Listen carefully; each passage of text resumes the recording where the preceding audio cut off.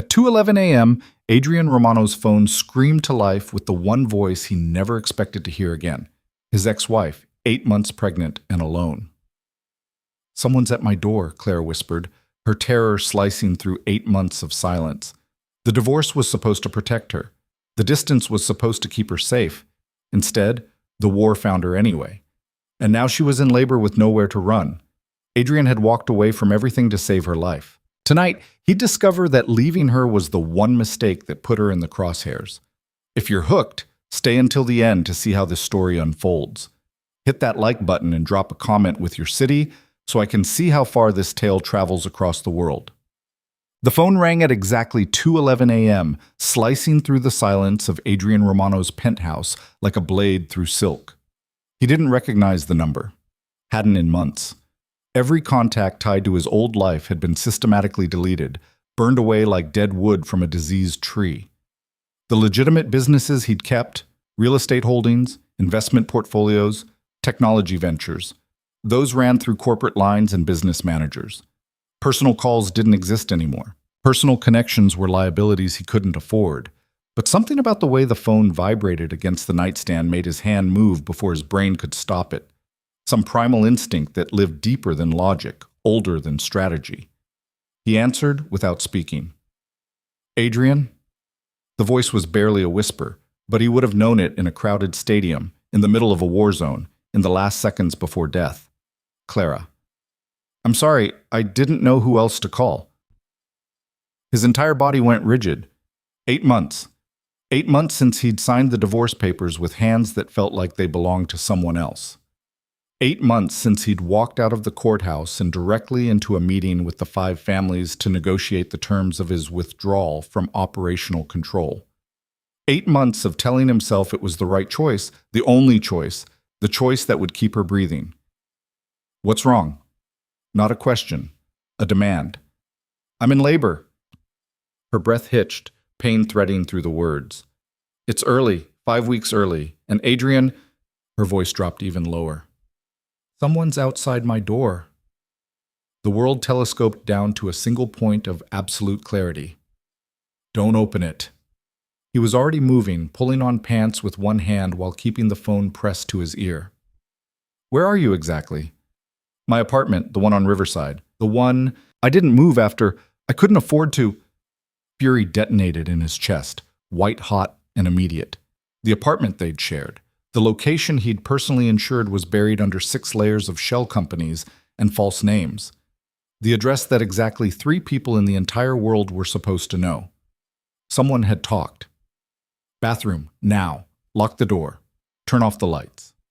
He was pulling a shirt over his head, grabbing the keys to the Aston Martin he kept in the private garage. The one that wasn't registered to any name that connected to him.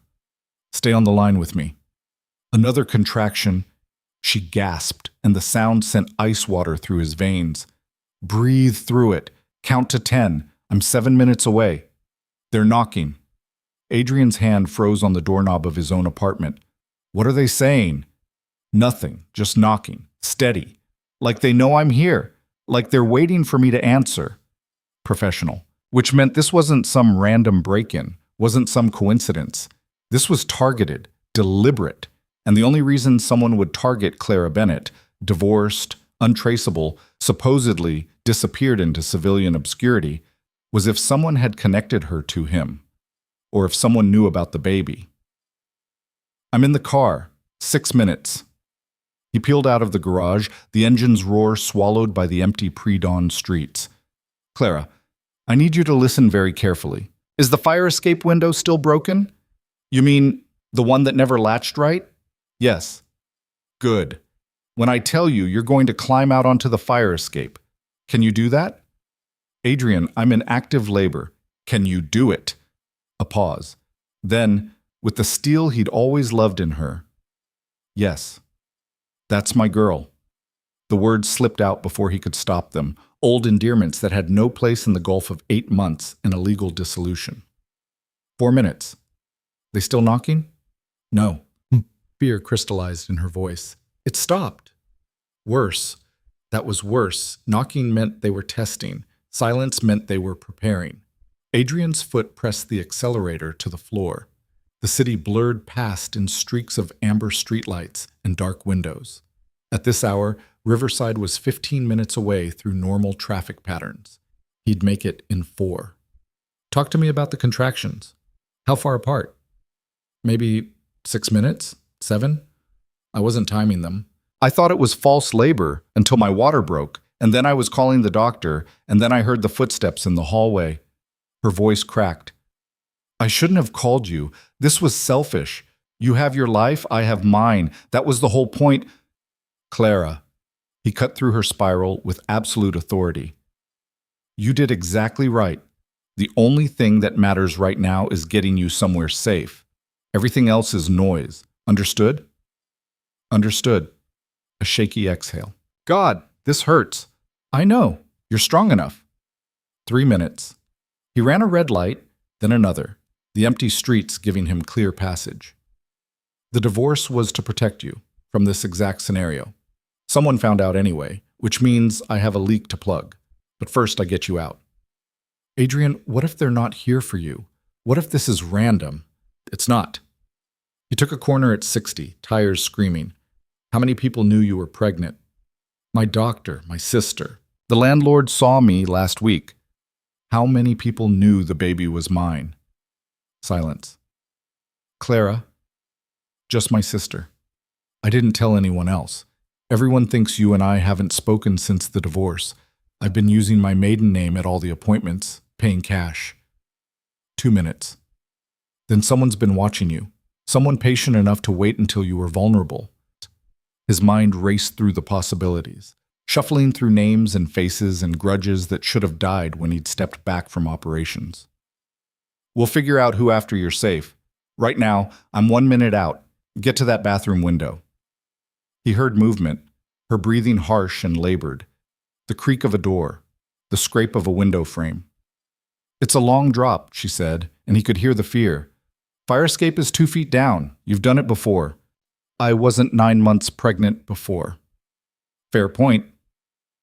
Adrian screeched to a stop in the alley behind her building, already out of the car and moving toward the fire escape. The metal framework cast shadows like skeletal fingers against the brick. Above, he could see the faint glow of her bathroom window, partially open. I'm directly below you. 30 seconds. He took the stairs 3 at a time, boots silent on the metal grating despite his speed. Years of moving through the dark, through hostile territory, through buildings that held enemies behind every door, muscle memory that hadn't faded with his retirement. Clara's window was on the 4th floor. He reached it in 20 seconds. She was already halfway out, one leg through the opening, her body awkward with the weight of late pregnancy. Even in the dim light from the street below, he could see the fear painted across her face and the determination underneath it. I've got you. He reached up, hands closing around her waist. Just let go. I won't let you fall. For one suspended moment, their eyes met. 8 months of silence, 8 months of carefully maintained distance, 8 months of pretending they were strangers, all of it evaporated in the space between one heartbeat and the next. Then she let go, and he caught her. The weight was familiar and foreign all at once. He'd held her 1,000 times before, but never like this. Never swollen with their child, never shaking with pain and fear, never with the knowledge that someone was hunting her. Down! Quickly! He kept one arm around her as they descended, her breathing ragged against his shoulder. She stopped twice, contractions seizing her body with enough force that she had to grip the railing and breathe through the pain. Adrian, almost there, just a few more steps. They hit the alley just as he heard the unmistakable sound of splintering wood from above, her apartment door giving way to force. Clara heard it too. Her hand tightened on his arm. They're inside. And we're outside. Come on. He guided her to the Aston Martin, helped her into the passenger seat with as much care as the urgency allowed. She was breathing hard, one hand pressed to her stomach, the other white-knuckled on the doorframe. Where are we going? Somewhere they won't find you. He pulled out of the alley at speed, watching the mirrors for pursuit. Nothing yet. But they'd realize she was gone within minutes, and then the real chase would begin. Clara gasped, her body curling forward. Another contraction. Stronger. Adrian's jaw tightened. How long since the last one? Maybe 4 minutes. Not good. 4 minutes meant active labor, meant this baby was coming soon whether they were ready or not. He needed a secure location, needed a doctor he could trust, needed time they didn't have. He pulled out his secondary phone, the one that still had 3 numbers in it, numbers he'd kept for exactly this kind of emergency, the kind he'd prayed would never come. First call. Marcus Chen, his former head of security, now running a private protection firm that asked no questions and kept no records. It's me. I need a clean location, medical staff, and a perimeter, 60 minutes or less. Marcus didn't hesitate. The warehouse on 5th and Brennan. I'll have a team there in 30. Make it 20. Done. Second call. Dr. Sarah Mitchell, the only physician who'd ever treated his people without reporting to authorities. She'd retired 2 years ago, moved to a quiet practice in the suburbs, left the chaos behind. Sarah, it's Adrian Romano. I need you. A long pause. I'm out of that life. This isn't business. It's personal. He stopped, recalibrated. Clara's in labor, 5 weeks early, and we're being hunted. Another pause, shorter this time. Where? Warehouse on 5th and Brennan. Can you be there in 40 minutes? 30. I'll bring everything I need. She hung up. Adrian allowed himself one moment of relief before making the third call, the one he didn't want to make but had no choice about. Vincent Castellano, current head of the Romano operations, appointed when Adrian had stepped back. A man who'd sworn loyalty, who'd promised to maintain the peace Adrian had negotiated, who'd vowed that the retirement would stick. Adrian, it's the middle of the night. Someone's targeting Clara. The silence on the other end spoke volumes. Then carefully, I thought the separation was supposed to prevent that. So did I, which means either someone didn't get the memo or someone's decided the rules don't apply anymore. Adrian took a corner smoothly, conscious of Clara's sharp intake of breath beside him. I need to know if this came from inside. That's a serious accusation. It's a serious situation. My ex-wife is in labor and someone kicked down her door 20 minutes ago. You want to tell me that's a coincidence? Where are you taking her? Adrian's hand tightened on the wheel. Wrong answer. The right answer would have been immediate denial, immediate offer of resources, immediate promise to hunt down whoever was responsible. Asking for location first meant Vincent was calculating angles, weighing options. Meant Vincent might already know. Somewhere safe, I'll be in touch. Adrian, if you're back in play, people need to know I'm not back in play. I'm protecting my family. There's a difference. He ended the call and threw the phone out the window, watching it shatter against the pavement. Clara was watching him, her face pale in the dashboard lights. You think it's Vincent? I think someone talked. Whether it was Vincent or someone he trusted, that's what I need to find out. He reached over, found her hand, squeezed once. But that's for later. Right now you focus on breathing, on staying calm, on our daughter. You know it's a girl? He glanced at her, caught the small smile fighting through the pain. I might have had someone check the hospital records from your ultrasound, anonymously, just to know. That's incredibly invasive. That's incredibly true. He took another turn, the warehouse district coming into view. I'm sorry. For all of it. For leaving. For the distance. For not being there when... Stop. Her hand tightened on his. You left to keep me safe. It didn't work, but the intention was good. We can process the emotional fallout after we survive the next few hours. Practical. Even in labor, even terrified, she was practical. It was one of the things he'd loved most about her, the ability to compartmentalize, to prioritize, to face reality without flinching.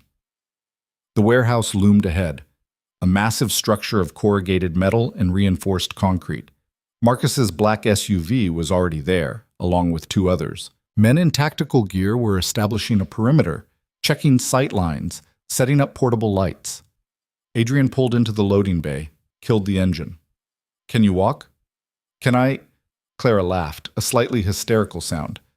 Adrian, I just climbed out a 4th-story window and down a fire escape while having contractions. I can walk. Good point.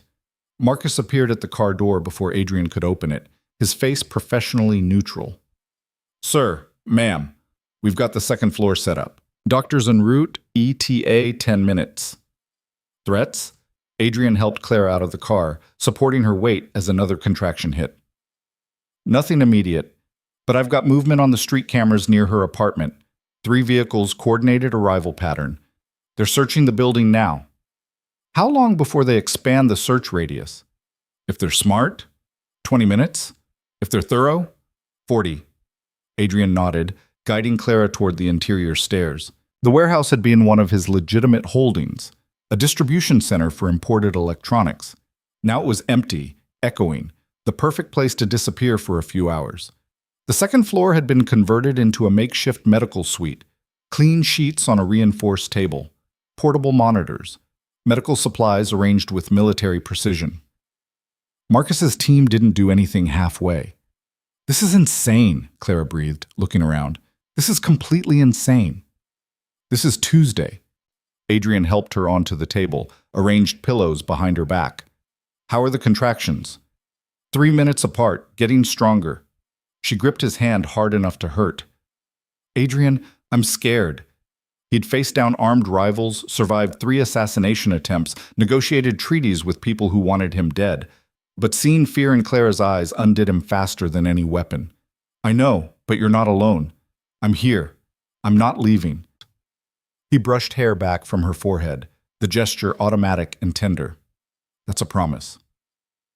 Dr. Mitchell arrived 9 minutes later, a compact woman in her 50s with steel-gray hair and hands that moved with absolute confidence.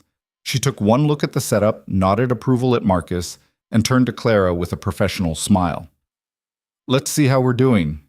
The examination was quick, thorough. Clara's breathing went sharp and shallow, pain and fear mixing in equal measure. Adrian stayed at her shoulder, his presence solid and unwavering.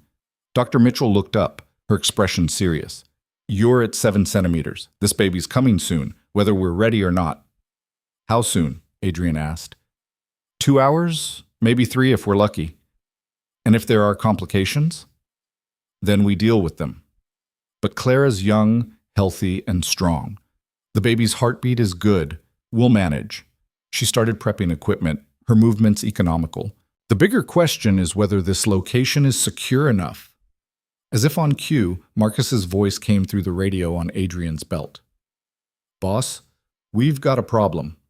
Adrian stepped away from the table, keeping his voice low. Talk to me. Surveillance van just parked 2 blocks east. Professional setup, expensive equipment. They're scanning radio frequencies. Can they find us? Not immediately, but if they're systematic, they'll eventually triangulate our location. Adrian looked back at Clara, at Dr. Mitchell preparing the delivery supplies, at the reality that his daughter was going to be born in the next few hours, whether or not they had hostile forces closing in. Time until they get close enough to be a problem? 90 minutes. Maybe 2 hours. The same time frame as the delivery. Of course it was. Double the perimeter, rotating patrols. Anyone who gets within 3 blocks, I want to know about it. He paused, making a calculation he'd hoped never to make again. And Marcus, go loud if you have to. I don't care about subtlety anymore. Understood. Adrian returned to Clara's side. She was breathing through another contraction, her face flushed with effort. When it passed, she looked at him with 2 clear eyes. They're coming, aren't they? No point in lying. Yes. How long do we have? Enough? He took her hand again, thumb tracing circles on her palm. Focus on the baby. Let me handle the rest. Adrian, Clara. He leaned down until their foreheads touched, until there was nothing in the world but the 2 of them and the truth between them. I walked away to protect you. I signed papers and burned bridges and dismantled everything I built because keeping you safe mattered more than any of it, and I'd do it again. But I will not let anyone hurt you or our daughter, whatever it takes, whatever it costs. Do you understand? She nodded, tears slipping free. I never wanted this for you. For us. I know, but it found us anyway. He kissed her forehead, gentle and fierce all at once. So now we deal with it, together. The next hour blurred into a cycle of contractions and breathing, pain and pressure, Clara's grip on his hand strong enough to bruise. Dr. Mitchell worked with calm efficiency, monitoring vitals, checking progression, offering steady reassurance. Outside, Marcus's team maintained the perimeter. Twice, vehicles approached too close. Twice, they were turned away. Once by a carefully staged traffic accident. Once by a utility crew that materialized out of nowhere to block the street. But the surveillance van didn't move, just sat there, 2 blocks away, watching and waiting. At the 90-minute mark, Marcus returned. His expression was grim. "We've got company, real company. 4 SUVs, approaching from different directions. Coordinated assault pattern." Adrian's blood went cold. "ETA? 15 minutes." He looked at Dr. Mitchell. "How close are we?" She didn't look up from Clara. "Transition phase, could be 30 minutes, could be 3 hours. Babies come on their own schedule." "We don't have hours." "Then you'd better buy me time, because I'm not delivering this baby in a moving vehicle." "Fair enough." Adrian leaned down, caught Clara's fevered gaze. "I have to go handle something. I'll be right downstairs. You won't even know I'm gone." "Don't you dare get shot?" Her voice was ragged but fierce. "Don't you dare leave me alone with this baby." "Never." He kissed her knuckles. "I'm coming back. That's a promise." Then he was moving, taking the stairs 3 at a time, Marcus at his shoulder. The first floor was dark, shadows cutting sharp angles across empty floor space. His team had taken positions at every entrance, every window, weapons ready but not visible. "Options," Adrian said. "We can hold them off for maybe 10 minutes if they come hard, longer if they're cautious, but eventually they'll breach." Adrian's mind raced through scenarios, tactics, outcomes. Who's leading the assault? Don't know yet. They're staying dark. A thought occurred, cold and certain. "Get me a line to Vincent. Now." Marcus handed over a phone. Adrian dialed from memory, waited through 3 rings. "Adrian, I told you I need to know where—" "They're here. 4 teams, coordinated assault." "This is your operation, Vincent?" "What? No, I told you I don't know anything about—" "Then who does?" "Because someone gave them Clara's location. Someone told them exactly where to hit and when. And that someone either works for you or is working against you." A pause. "There's been chatter about an outside group making moves. I thought we had it contained. Clearly not. So here's what's going to happen. You're going to find out who's leading this assault. You're going to call them off. Or I'm going to assume you're behind it, and I'm going to burn your entire organization to the ground." Adrian's voice dropped to barely above a whisper. "Starting tonight. Starting now." "That's a declaration of war." "No, that's a promise. Clara's in labor upstairs. My daughter is about to be born. And I will kill anyone who threatens them, including you. Choose quickly." He ended the call, handed the phone back to Marcus. "That bought us maybe 5 minutes of confusion. They'll have to verify with their chain of command. Use it." "To do what?" "Find out who's really calling the shots." Marcus nodded, already moving to coordinate with his team. Adrian stayed in the shadows, watching the perimeter through night vision scopes. The SUVs were closer now, visible through the industrial park's sparse lighting. They'd stopped just outside the immediate kill zone, engines idling, waiting. His radio crackled. "Movement, 2nd floor window, north side." Adrian's head snapped up. The 2nd floor, where Clara was. He took the stairs at a dead run, weapon drawn before he consciously decided to pull it. The hallway was clear, but the door to the makeshift delivery room stood open, when it should have been locked. He cleared the threshold in combat stance, gun raised, every nerve screaming danger, and stopped. Victor Salazar stood next to Clara's bed, hands raised in apparent surrender. His consigliere. His right hand for 15 years. The man he'd trusted with operational control when he stepped back. Dr. Mitchell was frozen mid-motion, a scalpel held defensively. Clara was propped against pillows, her face twisted with pain and fury. "Adrian," Victor's voice was carefully neutral. "I can explain. Start talking. You've got 30 seconds before I put a bullet in your skull." It wasn't supposed to go this way. The divorce was supposed to make her invisible. The separation was supposed to be clean. But then word got out about the pregnancy. "Because you told someone." "Because I had to negotiate with the Eastern families. They wanted insurance. Wanted to know you weren't coming back into play. I thought if I gave them information about Clara, about the baby, it would satisfy them." Adrian's world turned red at the edges. "You used my family as a bargaining chip." I used information as leverage. There's a difference. They were never supposed to touch her. That was the deal. The information stayed theoretical, but then Victor swallowed hard.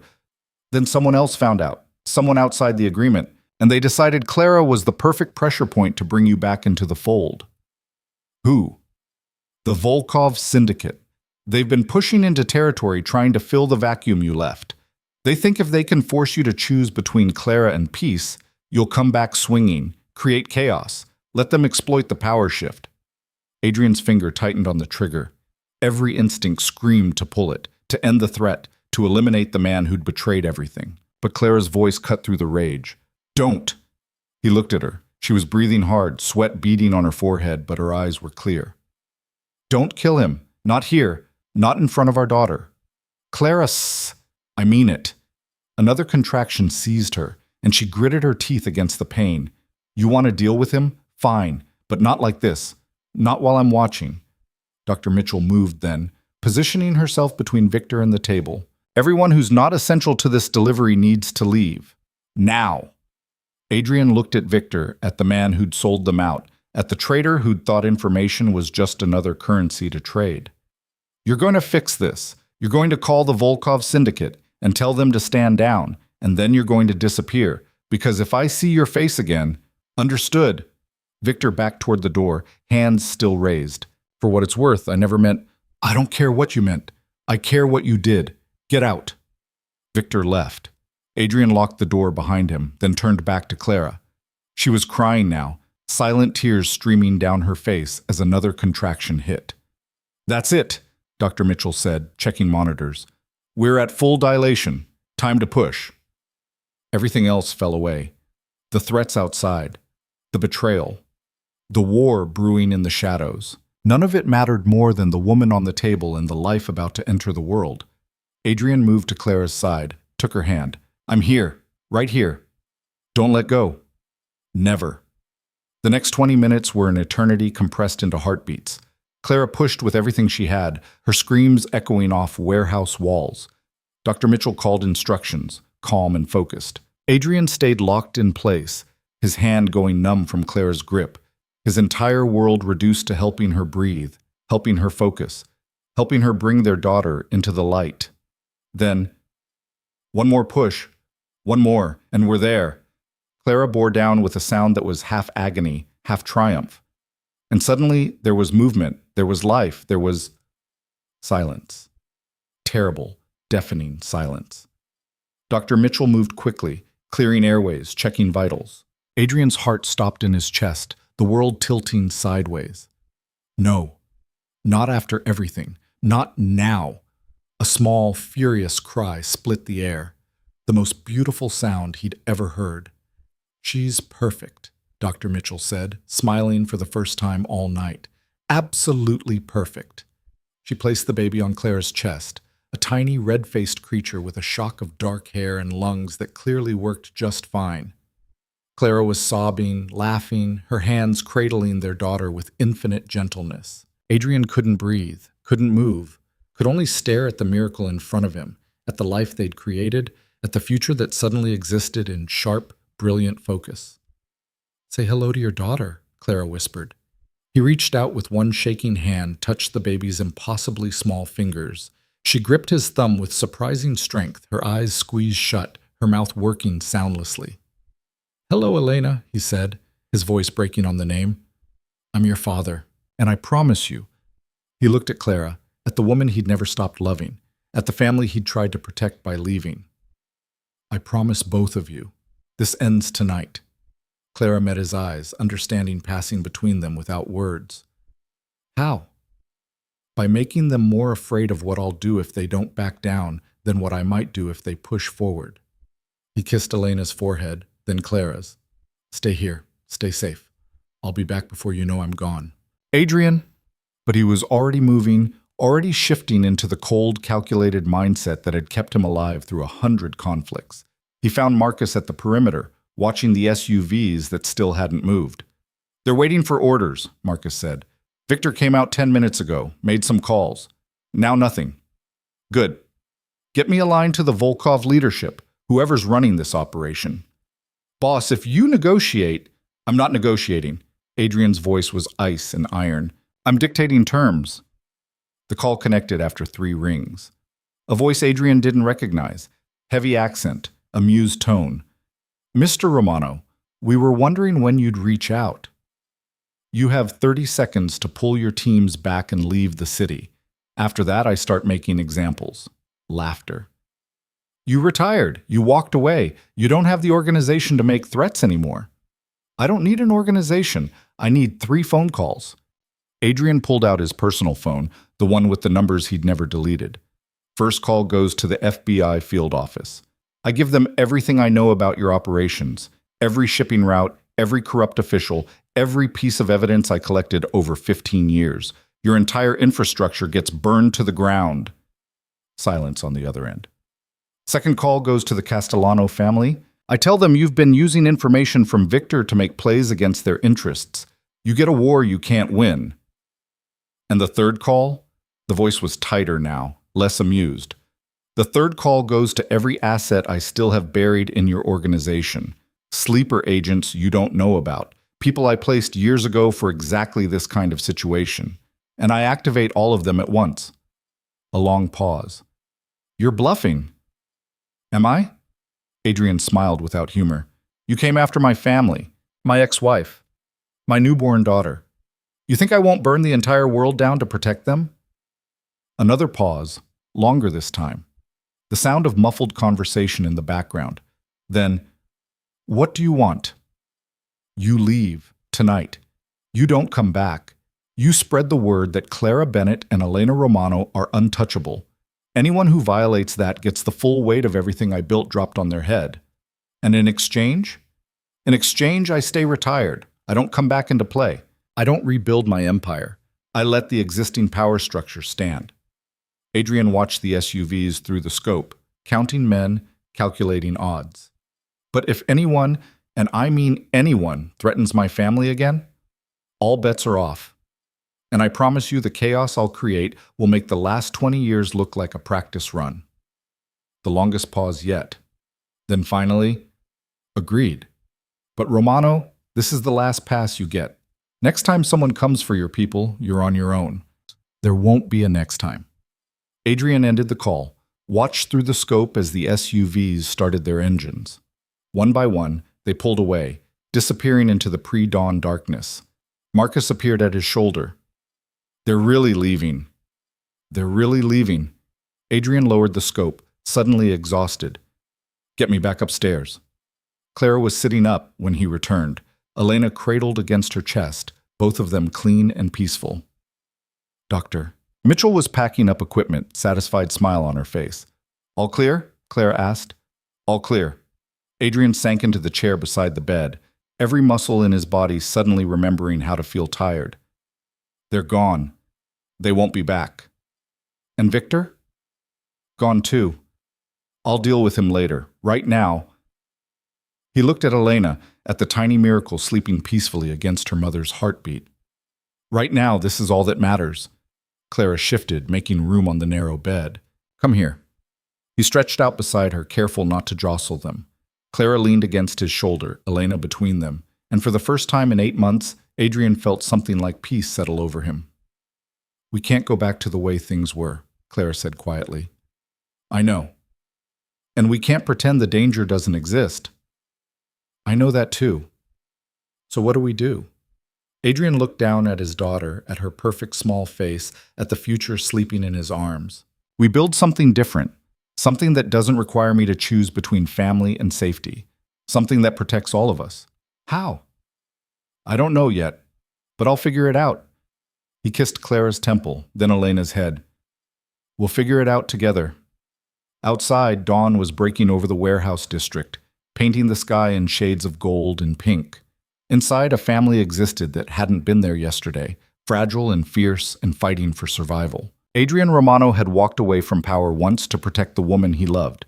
Now, holding his daughter for the first time, he understood that walking away had never been enough. The real work, the hard work, was just beginning. The safe house Marcus arranged was nothing like the warehouse. It sat in the hills outside the city, a modern structure of glass and stone, that looked more like an architect's showcase than a fortress. But Adrian knew better. The windows were bulletproof. The walls were reinforced concrete beneath the aesthetic facade, and the security system could detect a mouse at 300 yards. Clara hadn't said much during the drive. She'd sat in the back of the armored SUV with Elena strapped to her chest in a carrier Dr. Mitchell had somehow produced, her eyes tracking every car that passed, every shadow that moved wrong. The exhaustion of labor had settled into her bones, but the fear kept her alert, kept both of them alert. "It's temporary," Adrian said as Marcus's team swept the interior one final time. "Just until I can restructure things, make it permanent." Clara looked at him over Elena's sleeping head. "How do you make hunted permanent safe?" "By eliminating the hunters." He said it like he was discussing the weather, calm and factual. But Clara knew him well enough to hear the steel underneath. The house had been stocked with everything they needed. Infant supplies in the nursery. Clara's preferred coffee in the kitchen. Her clothes in the master bedroom closet. The right sizes, the right styles. As if someone had studied her shopping patterns and replicated them exactly. She stopped in the doorway of the bedroom, staring at the familiar fabrics hanging in neat rows. "How long have you been planning this?" "Since the day I signed the divorce papers." Adrian appeared behind her, close enough that she could feel his presence but not touching. "I hoped I'd never need it, but I wasn't going to risk being unprepared if something went wrong." "Something did go wrong." "Yes." He moved past her, checking the window locks with practiced efficiency. "Victor's already in federal custody. I made one of those 3 phone calls I mentioned. The FBI has enough evidence to put him away for the rest of his life." Clara sat on the edge of the bed, careful not to jostle Elena. "You kept evidence? After you retired?" "I kept insurance. There's a difference." Adrian turned from the window, his face shadowed. "Every major player, every significant operation, every piece of leverage I might need, I documented it, encrypted it, stored it in locations even Marcus doesn't know about. That's dangerous. That's survival." He crossed to them, crouched down so he was eye level with Clara. "I walked away from operations, but I never stopped being strategic. And the first rule of strategy is never leave yourself completely vulnerable." Elena stirred against Clara's chest, making small sounds that weren't quite crying but suggested it was coming. Clara stood, swaying automatically to settle her. "She needs to eat, and I need to figure out how to do this without dropping her. Dr. Mitchell left instructions and a number to call if you need help." Adrian's expression shifted, something almost uncertain crossing his features. "I can give you privacy if you want." Clara looked at him, at the man who'd orchestrated her escape from armed mercenaries, who'd held her hand through labor, who'd threatened to burn down criminal empires to protect their daughter. The man who'd been her husband, then her ex-husband, and now existed in some undefined space between. "Stay," she said. "I don't want to be alone." So he stayed. Sat in the chair by the window while Clara settled into the bed's padded headboard and carefully, awkwardly, helped Elena latch. It hurt more than she expected, and the vulnerability of it, feeding their daughter while Adrian watched, made something twist in her chest. "You're doing great," he said quietly. "I have no idea what I'm doing." "Neither do I. We'll figure it out together." The words were almost exactly what he'd said in the warehouse. Clara wondered if he realized it, wondered if the repetition was intentional or just the truth surfacing in different moments. Elena ate with single-minded determination, her tiny hands flexing against Clara's skin. Outside, the sun was fully up now, morning light spilling gold across the hills. From here, the city looked peaceful, distant, like the violence of the last 12 hours had happened in a different universe. "What happens now?" Clara asked. Adrian was quiet for a long moment. "I meet with the remaining family heads, renegotiate the terms of my retirement, make it clear that certain lines can't be crossed. And if they don't agree, they'll agree." No doubt in his voice, just certainty. "Because I'm offering them something they want more than conflict." "What?" "Stability. The chaos of the last 8 months, the power struggles, the territorial disputes, the Volkov syndicate pushing in, all of it stems from the vacuum I left. They want structure back, order. I'm going to give it to them, just not the way I did before." Clara shifted Elena to her shoulder, patting her back gently. "You're going back." "No." Adrian leaned forward, elbows on his knees. I'm creating something different, a framework that doesn't require my active participation, but uses my reputation as leverage. A set of rules with real consequences. A system that protects itself. That's impossible. That's necessary. He held her gaze. I can't keep you safe by hiding anymore. Victor proved that. The only way to protect you and Elena is to make it more costly to threaten you than to leave you alone. That sounds like war. That sounds like deterrence. Adrian stood, moved to the window again, restless energy that had nowhere to go. I spent 15 years building an empire through fear and force. Maybe it's time to try building something through consequence and accountability instead. Clara watched him, this man she'd married and divorced and still loved, despite every logical reason not to. You really think you can change how this world works? I think I can change how I work in it. He turned back to her. And I think I have to try. For Elena. For you. For any kind of future that doesn't involve running and hiding and waiting for the next threat. Elena had fallen asleep again, milk-drunk and peaceful. Clara laid her carefully in the bassinet that had been set up beside the bed, tucking the blanket around her small form. How long do we have before you need to go? Few hours. The meeting's at noon. That's not much time. It's enough. Adrian crossed back to the bed, sat on the edge beside Clara. I need you to promise me something. What? If this goes wrong, if I don't come back from this meeting, Marcus has instructions. He'll get you and Elena out of the country. New identities, new lives, resources to disappear completely. You'll be safe. Clara's blood went cold. Adrian, promise me. His hand found hers gripped tight. Promise you won't try to save me or wait for me. Just take Elena and run. She wanted to argue, wanted to tell him that wasn't acceptable, wasn't an option she could live with. But she'd married a man who lived in calculated risks and contingency plans. And she'd learned long ago that sometimes the kindest thing you could do was give someone the peace of knowing their worst-case scenario had a solution. I promise. The words tasted like ash. But you better come back. I will. He lifted her hand to his lips, kissed her knuckles. I have too much to lose now. They spent the next 2 hours in careful domesticity. Adrian showed Clara how the security system worked, how to activate the panic room hidden behind the master closet, how to contact Marcus if something went wrong. Clara tried to memorize it all while fighting the exhaustion that kept pulling at her edges. Elena woke crying at 10, and Clara changed her first diaper with hands that shook from nervousness. Adrian talked her through it, his voice steady and calm, even though he'd probably never changed a diaper in his life. They were both making it up as they went, pretending competence they didn't feel. She's so small, Clara whispered, staring down at Elena's scrunched face. How is something this small supposed to survive in a world like ours? Because she has us. Adrian's hand settled on Clara's shoulder, warm and solid. And we're not going to let anything hurt her.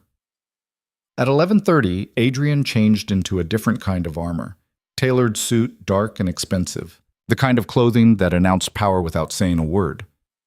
He checked his appearance in the mirror with the same precision he'd checked the window locks, making sure every detail was perfect. Clara watched from the bed, Elena sleeping against her chest again. You look like you're going to war. I am, just a different kind. He turned from the mirror, crossed to them. Bent down and kissed Elena's forehead with infinite gentleness. Then Clara's. I'll call when it's done. Adrian? She caught his hand before he could pull away. I love you. I never stopped, even when I signed those papers. His eyes closed, something like pain flickering across his features. I never stopped either. That's why I left. I know. She squeezed his hand once, then let go. Now come back to us. He left without another word. Clara listened to his footsteps on the stairs, the sound of the door closing, the SUV engine starting and fading into distance. Then she was alone with Elena, and the silence and the fear that pressed against her chest like a physical weight. The house had monitors in every room, screens that showed different angles of the property. Clara found herself watching them obsessively, tracking the security team's patrols, checking for movement that shouldn't be there. It was exhausting and necessary and did nothing to quiet the anxiety. Elena woke crying at 12:15. Clara fed her again, changed her again, walked circles around the bedroom while humming songs she half remembered from childhood. The domestic routine helped, gave her something to focus on besides imagining all the ways Adrian's meeting could go catastrophically wrong. Her phone rang at 1:30. Unknown number. Clara's heart seized, every terrible possibility flooding through her mind at once. Hello? Mrs. Romano? A woman's voice, professional and cool. This is Diane Castellano. I'm Vincent's sister. Clara's grip tightened on the phone. I don't know who that is. Yes, you do, just like I know exactly who you are and where you're staying. A pause. I'm not calling to threaten you. I'm calling to warn you. About what? About what happens when men try to rewrite rules that have existed for generations. Diane's voice stayed level. Your husband, ex-husband, is at a meeting right now proposing a restructure of how the families operate. It's bold, it's ambitious, and it's going to get him killed if he's not careful. Clara's blood turned to ice. What are you talking about? Adrian's proposing a council structure with rotating leadership and enforced accountability. No single head, no consolidation of power, democratic decisions on territory and operations. Diane laughed, but there was no humor in it. He's trying to turn organized crime into a corporate board. Half the room wants to shoot him on principle. Then why are you calling me? Because the other half is considering it. And if this passes, if he actually pulls this off, it changes everything, including what happens to you and your daughter. Papers rustled in the background. There's a faction that wants to use you as leverage. Make sure Adrian stays in line with whatever gets decided. I'm not part of that faction, but I can't stop them alone. Clara looked down at Elena, sleeping peacefully against her shoulder. What do you want? I want Adrian to succeed. Because he's right, the current system is unstable. We've had 3 territorial wars in 8 months. People are dying. Money's being lost. And all because nobody wants to admit that the old way doesn't work anymore. Diane's voice dropped. But I need you to understand something. If this fails, if Adrian gets voted down or worse, there's going to be retaliation, and you're going to be the target. Are you threatening me? I'm warning you. There's a difference. Another pause. I'm sending you a number. If something goes wrong, if you need to run, call it. I'll make sure you have a 12-hour head start before anyone else knows you're gone. Why would you help me? Because I have a daughter too, and I know what it's like to raise her in a world where she's only safe if the men around her maintain power. Diane's voice softened almost imperceptibly. Adrian's trying to build something different, something where safety doesn't require constant violence. I want that for my daughter. I'm willing to help make it happen for yours. The call ended before Clara could respond. A text came through seconds later, a phone number with no name attached. Clara saved it, then pulled up the security monitors again. The guards were still there, still patrolling, but suddenly the house felt less like a fortress and more like a very comfortable cage. Elena stirred, whimpering. Clara shifted her automatically, the movement already becoming instinct. It's okay, baby girl. Daddy's going to fix this. He has to. At 2:45, Adrian's number flashed on her screen. Clara answered before the first ring finished. Tell me you're alive. I'm alive. His voice was rough, strained. The vote passed. Barely. 8-7, but it passed. Relief flooded through her so fast she felt dizzy. What does that mean? It means we have a new structure. Council leadership instead of single authority. Mandatory arbitration for disputes. And he paused. New rules about families. No targeting spouses. No targeting children. Anyone who violates it gets handed to federal authorities by the council itself. Clara closed her eyes. They agreed to that? 3 families pushed back hard, but the others saw the value. Stability is worth more than revenge cycles. The sound of a car door closing. I'm on my way back. We need to talk. About what? About what comes next. He arrived 30 minutes later, his suit jacket discarded, his tie loosened. There was blood on his shirt collar. Not much, but enough to make Clara's heart skip. Whose blood? She demanded. Mine. Small disagreement about implementation details. He touched his split lip gingerly. The other guy looks worse. Adrian, it's handled. He moved to the bassinet, looked down at Elena with an expression Clara couldn't quite read. The council agreed to the new structure, but there are conditions. What kind of conditions? I serve as mediator for the first year. Not leadership, but arbitration. Someone neutral who can interpret the new rules and settle disputes before they escalate. Clara's stomach sank. That means you're still involved. That means I'm involved differently. No operations, no enforcement, just negotiation and consequence management. He turned to face her. It's not perfect, but it's better than what we had. And after the year? After the year, someone else takes over. I transition to pure civilian life. But Clara, he crossed to her, took her hands. This year is going to be dangerous. There are going to be people who test the new system, who push boundaries to see if the consequences are real. I need to know you can handle that, can handle being connected to me while I do this. She wanted to say no, wanted to tell him she couldn't live with that uncertainty, couldn't raise Elena in that shadow. But she looked at his face, at the hope and fear mixing there, and understood that he wasn't just asking about the next year. He was asking if she believed in what he was trying to build. I can handle it, she said, but I have conditions too. Name them. Complete transparency. No more secrets about what's happening or who's threatening us. I need to know everything. Agreed. And marriage counseling, real counseling. If we're going to do this again, we do it right. Adrian blinked. Again? Clara pulled her left hand free, held it up. The ring finger was bare. I took off the wedding ring 8 months ago, but I never stopped being your wife in any way that mattered. So either we do this properly, with therapy and communication and all the messy emotional work, or we stay divorced and co-parent. Those are the options. For a long moment, Adrian just stared at her. Then something shifted in his expression, walls coming down that she'd thought were permanent. I want to do it properly, he said quietly. I want to be your husband again, your real husband, not the one who leaves to protect you, but the one who stays and figures it out with you. Even if it's hard? Especially if it's hard. Elena chose that moment to wake up crying, her small voice filling the room with indignant hunger. Clara laughed despite everything, the absurdity and domesticity of it cutting through the tension. I need to feed her, she said. I'll make you something to eat. Adrian headed for the door, then paused. Clara, thank you for giving me another chance. Thank you for coming back. He smiled, genuinely smiled, for the first time since the phone rang at 2:11 a.m. Then he was gone, leaving Clara alone with their daughter and the fragile, terrifying hope that maybe, possibly, they could actually make this work. The next week blurred into an exhausting routine of feeding schedules and diaper changes and 2-hour sleep cycles. Adrian worked from the house, taking calls in his office, while Clara navigated the steep learning curve of new motherhood. Dr. Mitchell visited twice, checking Elena's weight and Clara's healing, pronouncing both of them healthy despite the chaos. Marcus's security team maintained their presence but tried to stay invisible. Clara appreciated the effort even as their constant patrols reminded her that the danger hadn't disappeared, just recalibrated.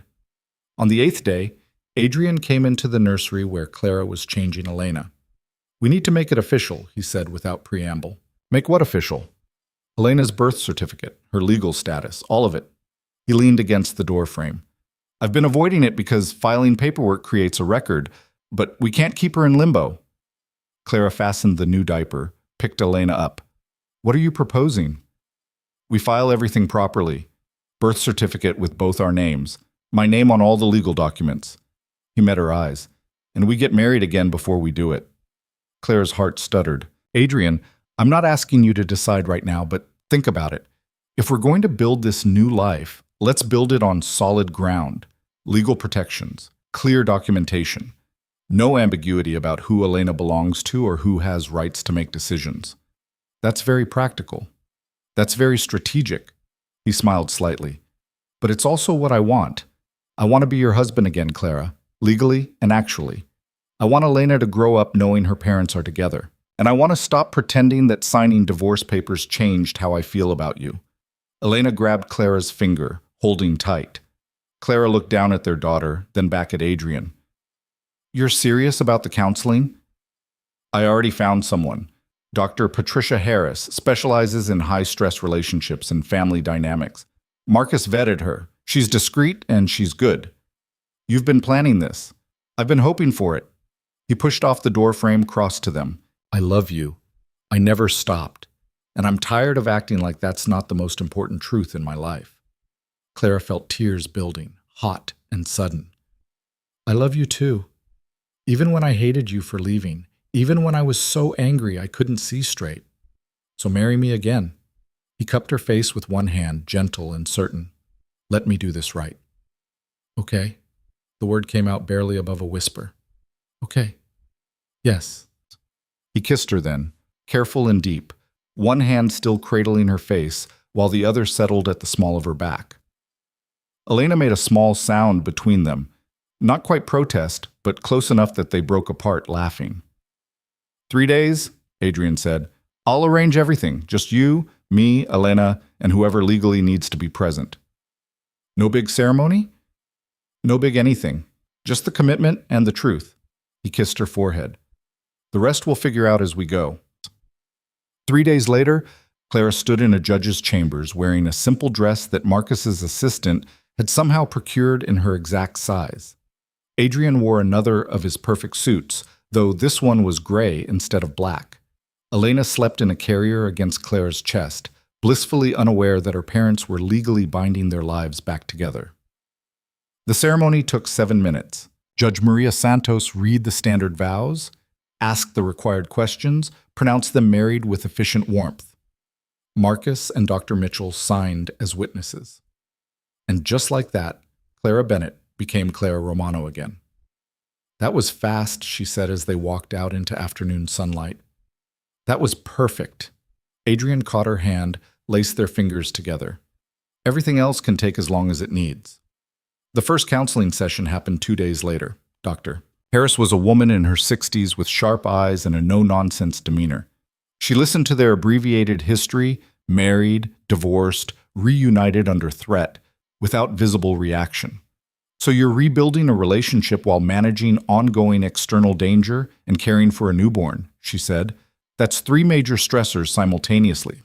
We're aware, Adrian said dryly. Are you? Because most couples can't handle one of those things without significant strain. You're attempting 3 at once while trying to restructure how an entire criminal organization operates. Dr. Harris leaned back in her chair. Let's be very clear about something. This is going to be harder than either of you imagine. There will be moments when you want to quit, moments when the stress feels unsurvivable, and you're going to have to choose over and over to keep working instead of giving up. Clara glanced at Adrian, saw her own uncertainty reflected back. We're willing to try. Willing isn't enough. You need to be committed, completely committed.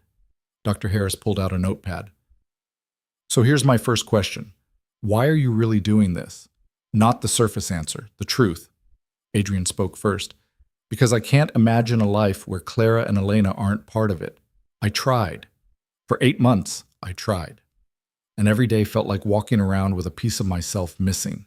Dr. Harris turned to Clara. And you? Clara looked down at Elena, sleeping peacefully in her arms. Because I want her to grow up knowing her father, and because... She swallowed hard. Because I'm tired of being afraid alone. If we're going to face the danger, I'd rather face it together. Fear and love, Dr. Harris said. That's honest. We can work with honest. The session lasted 90 minutes.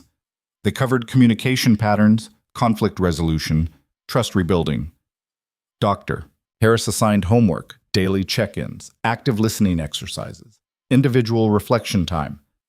This isn't going to fix everything overnight, she warned as they left. But if you're consistent, if you're honest, you have a chance. In the car, Clara leaned her head against Adrian's shoulder. That was intense. That was necessary. He kissed her temple. And we're going to keep showing up, both of us. Promise? Promise. That night, after Elena was fed and changed and finally sleeping, Adrian found Clara on the balcony overlooking the city lights. She was wrapped in a blanket, staring out at the distant glow. Can't sleep? He asked. Too much in my head. She didn't turn. Diane Castellano called me again today. Adrian went very still. What did she want? To tell me that two families are already testing the new council structure, pushing boundaries to see if the consequences are real. Clara finally looked at him. Is it true? Yes. Small violations so far, but yes, they're testing. He moved to stand beside her, close enough that their shoulders touched. That's why I'm meeting with the council tomorrow, to show them the consequences are real. How? By enforcing them, publicly, decisively. His jaw tightened. The new system only works if people believe it will be maintained. That means following through even when it's uncomfortable. Clara pulled the blanket tighter. I hate this. I hate that we finally have a chance and the world won't let us just be happy. I know. Adrian turned to face her fully. But this is temporary. 1 year of enforcement, of proving the system works, and then I'm out. Completely out. You really believe that? I have to. He touched her face, thumb tracing her cheekbone. Because the alternative is living like this forever, and I refuse to raise Elena in permanent crisis. Clara leaned into his touch, let her eyes close. Come to bed. Whatever tomorrow brings, we'll handle it better rested. They went inside together, checked on Elena one final time, then collapsed into bed with the exhausted relief of people who'd survived another day. Adrian pulled Clara against him, her back to his chest, his arm wrapped protective around her waist. I love you, he murmured into her hair. I love you too. She laced her fingers through his. Now shut up and sleep. He laughed quietly, the sound vibrating through both of them. And for a few hours at least, the world outside stayed quiet. Tomorrow would bring new challenges, new threats, new tests of the fragile structure they were trying to build. But tonight, in the darkness of their bedroom, with their daughter sleeping nearby, Adrian and Clara Romano held on to each other in the hope that maybe, just maybe, they could make this impossible thing work. The call came at dawn, shattering what little sleep Adrian had managed. He answered on the second ring, already sliding out of bed to avoid waking Clara. Romano. Marcus's voice was tight with controlled urgency. We have a situation. Adrian moved to the hallway, closing the bedroom door softly behind him. Talk to me. The Petrov family hit one of the Castellano distribution centers 2 hours ago, burned it to the ground. 3 people dead, all civilians. A pause. They're claiming it was retaliation for a territory dispute, but everyone knows it's really a test of the council's enforcement capabilities. Adrian's hand tightened on the phone. The Petrovs had been one of the 3 families who'd voted against the new structure. Dmitry Petrov had stood up in that meeting and called the council idea weakness disguised as innovation. Now he was proving his point with fire and blood. Where's Dmitry now? Holed up in his compound. He's got 20 armed men on the property, surveillance everywhere. He knows we're coming. Good.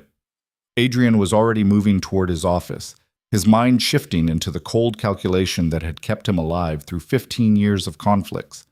Call an emergency council session, noon today, and Marcus, make sure every family head understands that attendance is mandatory, not optional. You're going to make an example. I'm going to enforce the rules we all agreed to. Adrian pulled up security footage from the Castellano warehouse on his computer, watching flames consume the building in fast forward. 3 civilian deaths. Workers who'd probably thought they were safe because the new system was supposed to protect non-combatants. Dmitry chose to test us. Now he gets to learn what happens when the test fails. He spent the next 3 hours building the case. Security footage, witness statements, financial records proving the attack was coordinated rather than spontaneous. By the time Clara emerged from the bedroom with Elena, Adrian had assembled an airtight prosecution. You're up early, Clara said, settling into the chair across from his desk. Elena was awake and alert, her dark eyes tracking movement with increasing focus. Petrov family violated the agreement, killed 3 civilians in a warehouse fire. He didn't look up from his laptop. I'm presenting the evidence to the council at noon. Clara's face went pale. What does that mean? It means Dmitry Petrov gets turned over to federal authorities. All the evidence I've kept on his operations over the years goes with him. He'll spend the rest of his life in prison. Adrian finally met her eyes. And every other family head gets to watch it happen. Gets to understand that the consequences are real. This is what you meant by enforcement. This is exactly what I meant. He closed the laptop, leaned back. The system only works if people believe violating it costs more than following it. Dmitri just provided the perfect opportunity to prove that. Elena made a small sound, not quite distressed, but heading that direction. Clara shifted her automatically, the movement already becoming instinct after 2 weeks of constant practice. When do you leave? 10:30. Marcus is driving me. Adrian stood, crossed to them, bent down to kiss Elena's forehead, then Clara's. I'll be back by 3, 4 at the latest. And if something goes wrong? Then Marcus gets you out exactly like we planned. He cupped Clara's face gently. But nothing's going to go wrong. This is straightforward. Present evidence, call the vote, execute the consequences. Dmitri doesn't get a say. Clara caught his wrist, held tight. I know you have to do this. I know it's necessary. But Adrian, her voice dropped. Don't lose yourself in it. Don't become the person you were before. He understood what she meant. The version of himself who'd made decisions based purely on strategy and power, who'd treated people like chess pieces, who'd chosen fear over every other option because fear was reliable. That Adrian Romano had been effective but empty. And Clara was terrified he'd slip back into that skin without noticing. I won't, he promised. This isn't about power. It's about protection. There's a difference. Just remember that, please. He kissed her properly then, slow and deep, trying to convey everything he couldn't say with words. When he pulled back, her eyes were wet but determined. Come home safe, she whispered. Always. The council met in a neutral location, a renovated industrial building that had been swept 3 times for surveillance devices. The conference room was austere, concrete walls, reinforced windows, a single table large enough for 15 people. Security was heavy but professional, Marcus's team coordinating with each family's personal protection to ensure everyone felt safe enough to be honest. Adrian arrived exactly on time. The other family heads were already seated, their expressions ranging from curious to hostile. Diane Castellano sat at the far end, her face carefully neutral. Vincent's absence was conspicuous. He was still in federal custody, facing charges that would keep him locked up for decades. Dmitry Petrov sat directly across from where Adrian would stand, his posture radiating defiance. He was a broad man in his 50s, gray threading through dark hair, eyes that had seen too much violence to be impressed by threats. Beside him sat his consigliere, Anton Volkov, whose connection to the syndicate that had tried to use Clara as leverage was probably not coincidental. Adrian set his laptop on the table, connected it to the room's projection system. Thank you all for coming on short notice. We're here because someone decided to test whether this council actually has teeth. He pulled up the first image, the Castellano warehouse engulfed in flames. Several people shifted uncomfortably. Fire was visceral, undeniable. It demanded reaction. At 3:47 this morning, the Petrov family orchestrated an attack on Castellano property. 3 civilians died in the resulting fire. All 3 were warehouse workers with no connection to family operations. All 3 were supposed to be protected under the new non-combatant rules we established. Adrian's voice stayed level, factual. This is a direct violation of our agreement. Dmitri leaned back in his chair, arms crossed. That's a serious accusation. You have proof? Adrian pulled up the next slide, security footage showing 2 men in Petrov colors approaching the warehouse with accelerant. Your men, your colors, your operation. Could be faked. Could be. Adrian pulled up financial records. But these wire transfers from your personal accounts to the 2 men in question, sent 6 hours before the fire, those are harder to fake. The room went quiet. Evidence was one thing. Financial trails that could be handed to federal investigators were something else entirely. Diane spoke first. This seems clear-cut. Dmitri violated the agreement. The consequences should be applied. The consequences are excessive, Anton interjected smoothly. Perhaps a fine would be more appropriate, or redistribution of territory. The consequences were agreed upon by every person in this room. Adrian looked directly at Dmitri. You voted against the structure. That's your right. But once the vote passed, you agreed to abide by the rules. Breaking them doesn't get you a negotiation. It gets you exactly what we all decided would happen. Dmitri's jaw tightened. You're talking about turning me over to federal authorities. I'm talking about enforcing the agreement. Yes, that includes cooperation with law enforcement for major violations. That's what everyone signed off on. This is insane. Dmitri stood, his chair scraping harsh against concrete. You want to hand family leadership to the feds?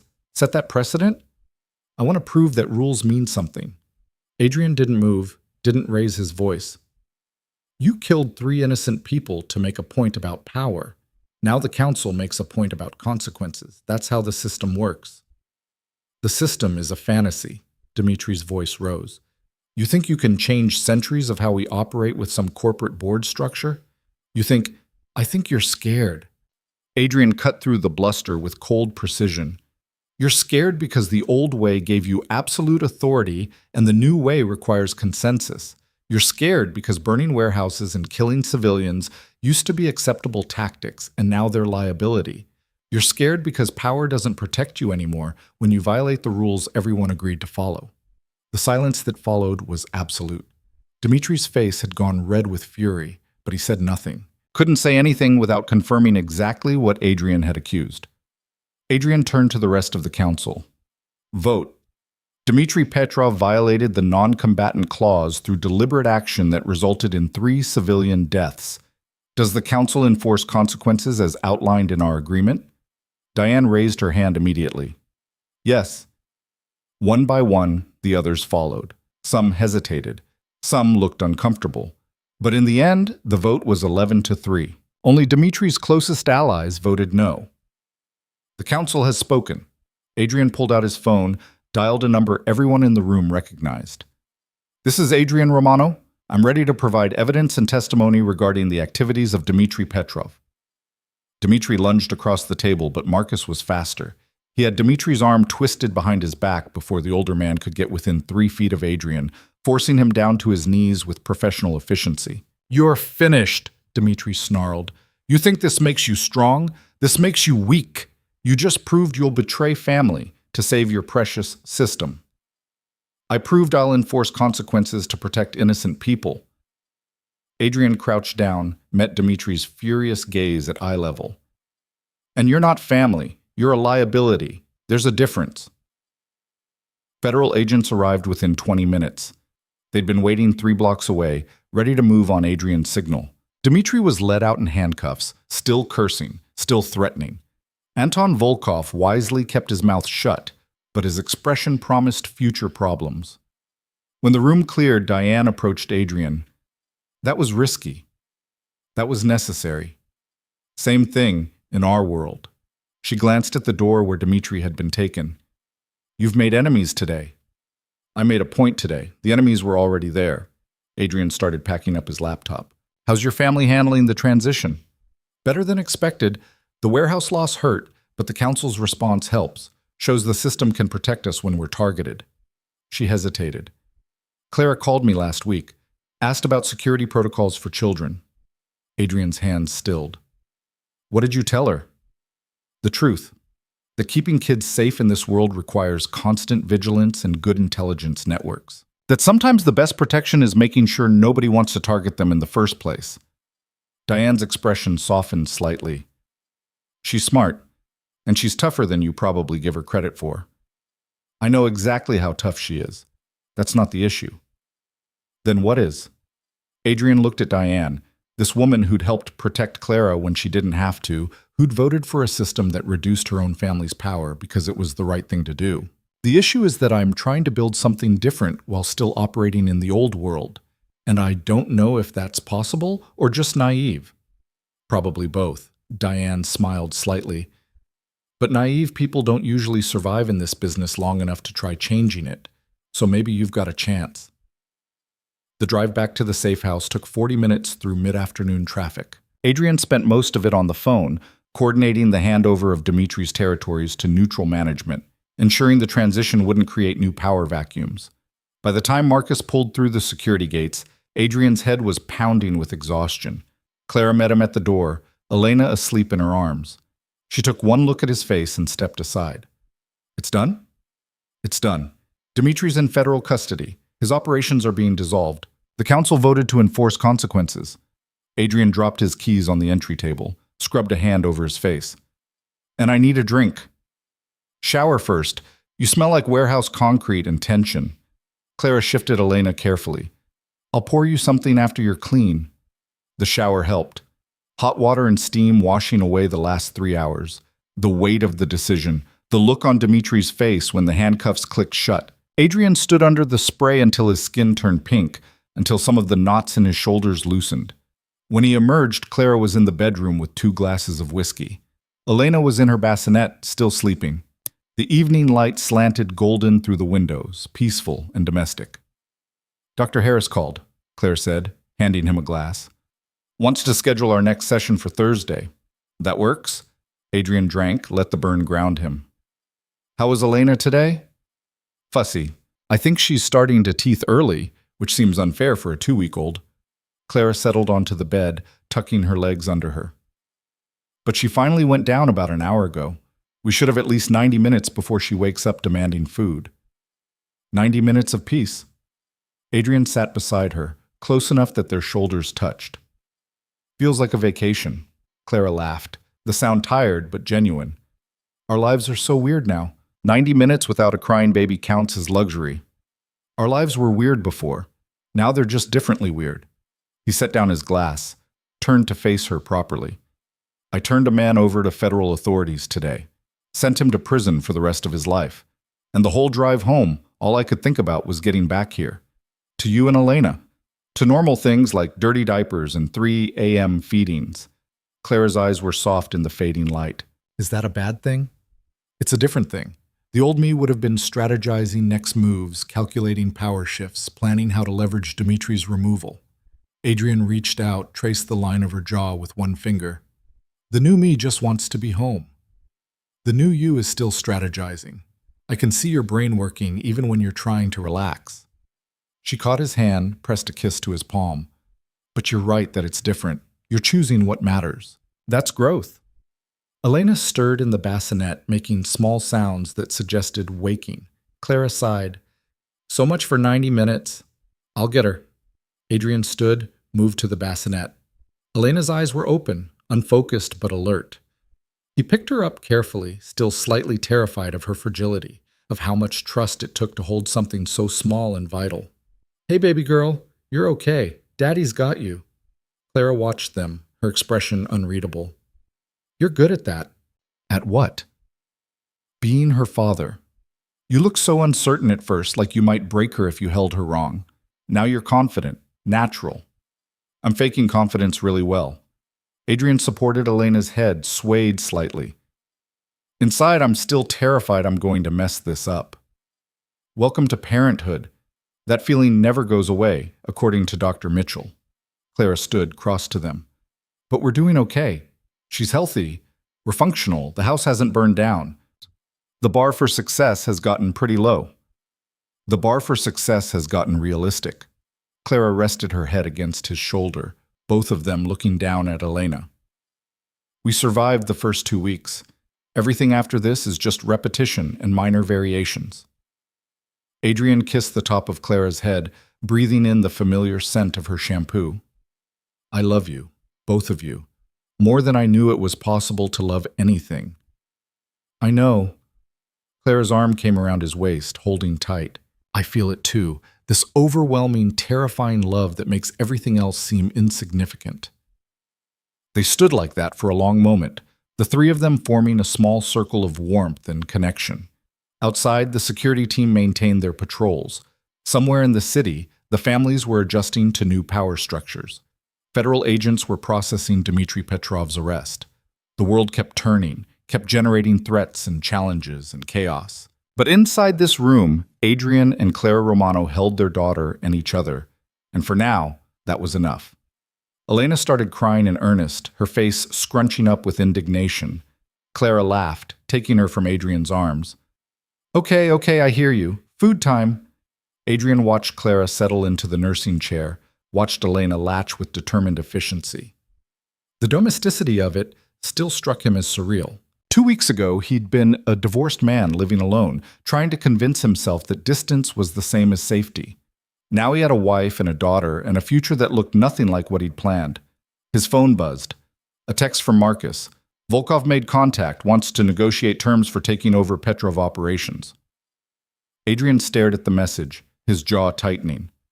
Anton Volkov, who'd sat beside Dmitry during the council meeting, who'd voted against enforcement, who was now trying to profit from his boss's removal. Work? Clara asked, watching his expression. Volkov wants to discuss taking over Petrov's territory. Adrian typed a quick response. Council oversight required for any transfers, no individual deals. Then he put the phone face down on the dresser. But that's a tomorrow problem. Tonight we're off duty. Are we ever really off duty anymore? We are for the next... Adrian checked his watch. 4 hours until Elena's next feeding, during which time we're going to eat actual dinner, watch something mindless on television, and pretend we're normal people. Normal people don't have armed security patrols around their house. Then we'll pretend really hard. Clara smiled, but there was sadness underneath it. I miss normal. I miss grocery shopping and coffee dates and worrying about things like traffic and whether I remembered to pay the electric bill. We'll get back to that. Not all of it, maybe, but most of it. Adrian moved to this window, looking out at the manicured grounds and the distant city lights. 1 year of enforcement, 1 year of proving the system works. Then we transition to real civilian life. You keep saying that. Do you actually believe it? The question hung in the air between them. Adrian wanted to say yes automatically, to reassure her that everything would work out exactly as planned. But Clara deserved honesty, not comfort. I believe it's possible, he said finally. I believe if we're smart and careful and a little bit lucky, we can make it happen. But I also know that plans change, that unexpected things happen, that control is mostly an illusion. That's not very reassuring. It's realistic. He turned back to face her. I can't promise you perfect safety or guaranteed outcomes, but I can promise I'll keep fighting for the life we want. The boring, normal, civilian life where our biggest stress is Elena's teething schedule. Clara looked down at Elena, who'd finished eating and was now drowsily content against her chest. I'm scared, Adrian, all the time. Every car that passes too slowly, every phone call, every time you leave for a meeting, I'm terrified it's going to be the thing that breaks us. I know. He crossed to them, knelt beside the chair. I'm scared too, but we're scared together now. That has to count for something. Does it? It means when things get hard, we don't face them alone. It means when I'm making decisions, I'm thinking about you and Elena first. It means... He took her free hand, held tight. It means we're building something worth protecting, and that gives me a reason to be strategic instead of just ruthless. Elena made a small sound, milk-drunk and peaceful. Clara shifted her to her shoulder, patting gently. Dr. Harris asked me in our last session what I was most afraid of. I told her I was afraid of losing you, of something happening that takes you away permanently. And what did she say? She said that fear is valid but shouldn't be paralyzing, that I need to acknowledge it and then choose to keep living anyway. Clara's eyes met his. So that's what I'm trying to do. Acknowledge that I'm terrified and choose to trust you anyway. Adrian felt something crack open in his chest, raw and tender. Thank you for trusting me, for giving me this chance. Thank me by keeping your promises, by coming home every time, by building the life we both want. I will. He stood, leaned down to kiss her. I promise. The rest of the evening passed in comfortable domesticity. They ate dinner while Elena slept in her bouncer on the kitchen table, both of them watching her with the intensity of new parents who couldn't quite believe this tiny person existed. They watched half of a movie before exhaustion caught up with them, Clara falling asleep against Adrian's shoulder on the couch. He carried her to bed without waking her, then checked on Elena one final time. She was sleeping soundly, her small chest rising and falling with perfect rhythm. Adrian stood over the bassinet for a long moment, watching his daughter exist, feeling the weight of responsibility and love press against his ribs. His phone lit up with another message, this time from Diane. Volkov's making moves, reaching out to families who voted against enforcement, building a coalition. Adrian's jaw tightened. He'd expected this. Dmitry's removal created a power vacuum, and Anton Volkov was positioning himself to fill it. The question was whether Volkov would work within the new system or try to undermine it. He typed back, "Keep me informed. Don't engage directly yet." Diane's response came immediately. "Understood. But Adrian, this is going to get messy before it gets clean." He knew she was right. Change was always messy. People who'd benefited from the old system would fight to preserve it or restore it. The next few months would be a constant battle between the council structure he'd built and the traditional hierarchies that had existed for generations. But looking down at Elena, at the peaceful innocence of her sleeping face, Adrian felt his resolve harden. He'd burn down every threat, dismantle every opposition, enforce every consequence necessary to protect this small, perfect life. The ruthlessness hadn't disappeared. It had just found a new purpose. Clara stirred in the bedroom, calling his name softly. Adrian took one last look at Elena, then went to his wife. Tomorrow would bring new challenges, new threats, new tests of the fragile peace he'd negotiated. But tonight, he climbed into bed beside Clara, pulled her close, and let himself believe that maybe, possibly, they could actually make this impossible dream into reality. The world outside could wait until morning. For now, in the darkness of their bedroom, with their daughter sleeping nearby, Adrian Romano allowed himself to be just a husband and father, just a man trying to protect his family, just someone hoping that love might be stronger than violence, that structure might be more powerful than chaos, that choosing differently could actually make a difference. Sleep came slowly, his mind still running through scenarios and contingencies, but Clara's steady breathing beside him, the solid reality of her presence, eventually pulled him under. And for a few hours at least, the war paused long enough for rest. When his phone rang at 4:23 a.m., Adrian knew immediately that the pause was over. He answered without looking at the screen, already sliding out of bed. "Talk to me." Marcus's voice was tight. "Volkov just hit 3 council-aligned businesses simultaneously, all non-violent, all property damage. But the message is clear. He's declaring himself opposition." Adrian's blood went cold, then hot, fury rising swift and sharp. Casualties? None. He was careful about that, probably trying to avoid triggering the same consequences that took down Dmitri. Smart. Adrian was already getting dressed, his movements economical and practiced. But not smart enough. Call an emergency session. 6 a.m. every family head. And Marcus, this time we don't vote, we act. Understood. Adrian ended the call, turned to find Clara sitting up in bed, her face pale in the darkness. It's starting again. It never stopped. It just paused. He finished buttoning his shirt, grabbed his jacket. "I'll be back by noon." "Adrian, I have to handle this now, before it escalates into something worse." He crossed to her, kissed her hard. "I love you. Keep Elena safe. Marcus is leaving 2 extra guards here." Then he was gone, moving through the dark house with purpose and controlled fury. The war for control wasn't over. It had just entered a new phase, and Anton Volkov was about to learn that testing the council's resolve was very different from breaking it. The city was still sleeping as Adrian's car cut through empty streets toward the meeting location. But inside his mind, strategy was already forming, consequences were being calculated, and the cold, ruthless part of himself that had built an empire was waking up with terrible clarity. This was the cost of change. This was the price of building something different. And Adrian Romano was prepared to pay it, no matter how high it climbed. The emergency council session convened in a different location this time. A repurposed bank vault with walls thick enough to survive a direct missile strike. Adrian arrived first, his suit immaculate despite the early hour, his expression carved from ice.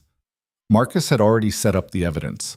3 screens showing simultaneous footage of Volkov's coordinated attacks on council-aligned properties. The family heads filtered in over the next 20 minutes, most of them looking as sleep-deprived and furious as Adrian felt. Diane Castellano arrived with dark circles under her eyes and murder in her expression. The warehouse that had burned weeks ago belonged to her family. These new attacks felt personal. Anton Volkov was conspicuously absent. Adrian waited until everyone was seated before speaking. At 3:47 this morning, Anton Volkov orchestrated simultaneous attacks on 3 council-protected businesses: the Castellano import warehouse, the Chen family's distribution center, and the Martinez shipping facility. All 3 were hit within a 5-minute window. No casualties, but significant property damage. He pulled up the security footage, letting it play without commentary. Masked men approaching with incendiary devices. Controlled burns that destroyed inventory but left structures mostly intact. Professional execution that spoke to careful planning. Volkov's sending a message, Diane said, her voice tight. He's proving he can coordinate complex operations without triggering the same consequences that took down Dmitri. He's also testing how we respond to attacks that don't result in deaths, added Michael Chen, the young head of his family's operations, seeing if property damage alone is enough to warrant council action. Adrian looked around the table, meeting each person's eyes in turn. The question isn't whether this warrants action. It clearly does. The question is what kind of action sends the right message without escalating into open warfare. We could hit back, suggested Carlos Martinez. Take out some of his properties, show him we can play the same game. That's exactly what he wants. Adrian pulled up a new document, financial records he'd been compiling since Dmitri's arrest. Volkov's been systematically moving his legitimate assets into offshore accounts and shell companies. He's preparing for either a takeover attempt or a long siege. If we respond with property destruction, we're playing into his strategy. Then what do you suggest? Diane leaned forward. Because sitting here and doing nothing makes us look weak. I suggest we use the one thing Volkov doesn't expect, transparency. Adrian pulled up another file, this one containing detailed information about Volkov's operations, his financial structure, his key personnel. We don't hit his properties. We expose his entire network to federal authorities. Bank accounts, shipping routes, corrupt officials he's paying off, everything. The room went very quiet. What Adrian was suggesting went far beyond turning over one person for a specific crime. He was talking about dismantling an entire organization by cooperation with law enforcement. That's a dangerous precedent, Michael said carefully. Today, it's Volkov. Tomorrow, it could be any of us who steps out of line. That's exactly the point. Adrian's voice was hard. The old system protected everyone as long as they maintained the hierarchy. The new system protects everyone as long as they follow the rules. Volkov violated the rules. He gets the consequences. Anyone else who violates them gets the same treatment. You're talking about making us all vulnerable to exposure, Carlos objected. I'm talking about making rule-breaking more costly than rule-following. Adrian stood, pacing the length of the room. Every person in this room has operations that wouldn't survive federal scrutiny. That's the reality of our world. But as long as we operate within the council structure, as long as we respect the boundaries we established, that scrutiny doesn't come. The moment someone decides the rules don't apply to them, he turned to face them. That's when we use every tool available to remove the threat. Diane was the first to speak. I vote yes. Volkov attacked 3 of our families. He needs to face real consequences. One by one, the others joined her. Some quickly, some reluctantly, but in the end, the vote was unanimous. Anton Volkov would be exposed, his operations dismantled, his organization handed to federal authorities piece by piece. There's one more thing, Adrian said as people began gathering their belongings. Volkov won't go quietly. He'll retaliate, and the most obvious target is me and my family. The room went still again. Everyone understood what he was really saying, that by being the face of enforcement, by being the one who pushed hardest for consequences, Adrian had painted a target on Clara and Elena. We can provide additional security, Michael offered. My family owes you for the protection framework. We'll contribute resources. Same from us, Carlos added. Whatever you need. Adrian felt something loosen in his chest, a tension he hadn't realized he was carrying. The council wasn't just a theoretical structure anymore. It was becoming real, people choosing collective protection over individual power. Thank you, he said simply. Marcus will coordinate integration of your teams with mine. The meeting broke up with unusual efficiency, everyone understanding the urgency. Adrian was the last to leave, standing alone in the vault and staring at Volkov's financial records on the screens. This was the gamble. If it worked, if Volkov's exposure convinced other potential rebels that the cost was too high, then the council structure might actually survive. If it failed, if this triggered a wider conflict, then everything he'd built would collapse. His phone rang, Clara's number. Hey, he answered, trying to sound less exhausted than he felt.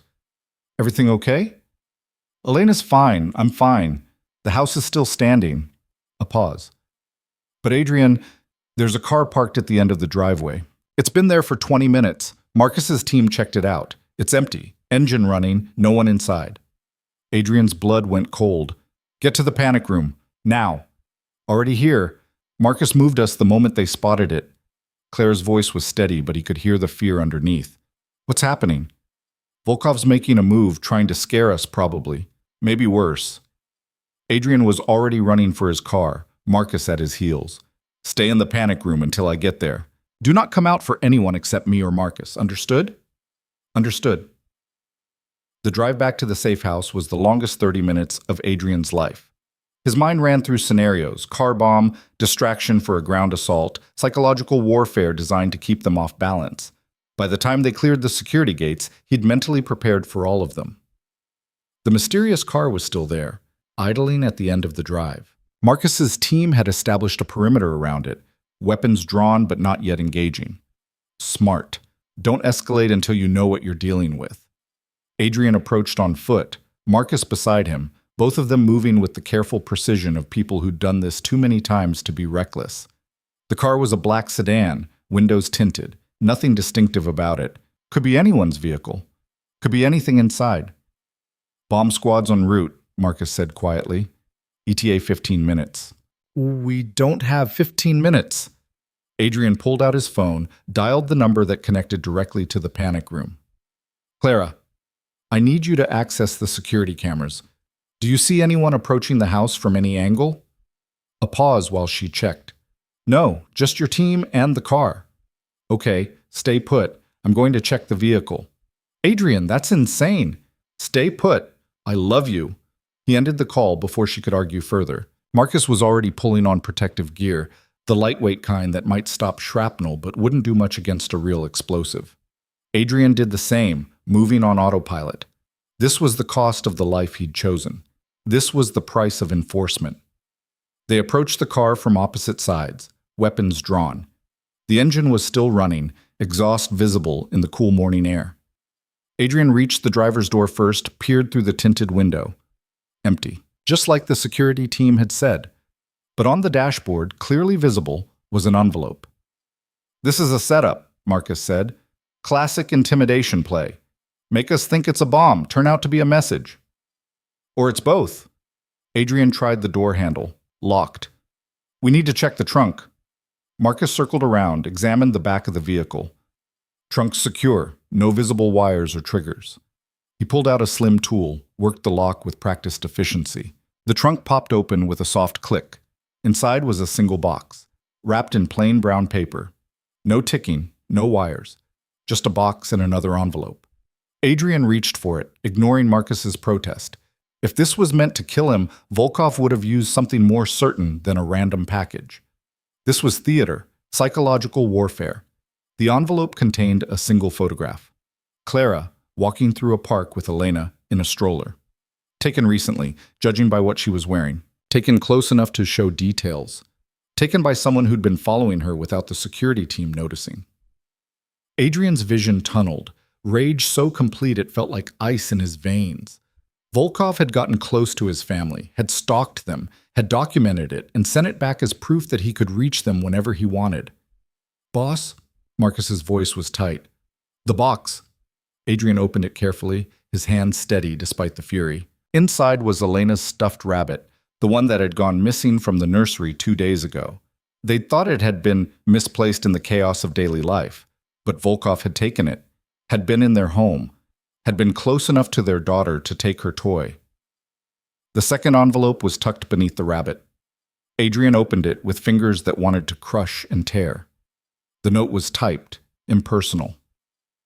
The council thinks it can change the rules, but some rules are older than structures, older than votes. You took everything from Dmitri for killing 3 nobodies. I'll take everything from you for killing the old ways, your family, your wife, your daughter. Everything you love becomes leverage. Welcome to the real war. Adrian read it twice, each word carving itself into his consciousness with brutal clarity.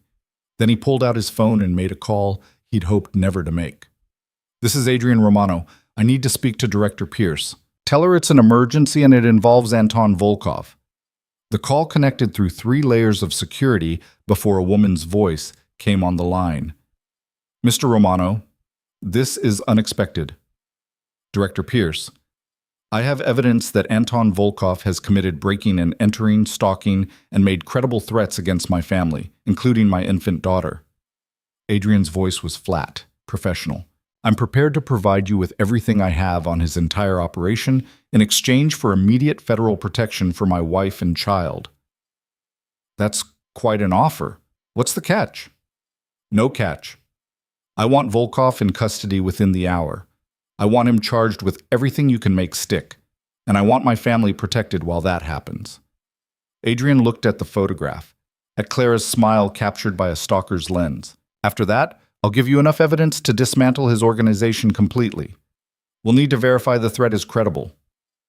I'm standing next to a car that was left at my property with a stolen item from my daughter's nursery and photographs of my wife being surveilled. How much more credible do you need? A pause. Stay where you are. We'll have a team there in 30 minutes. The FBI arrived with impressive speed, 3 vehicles full of agents who swept the property with professional efficiency.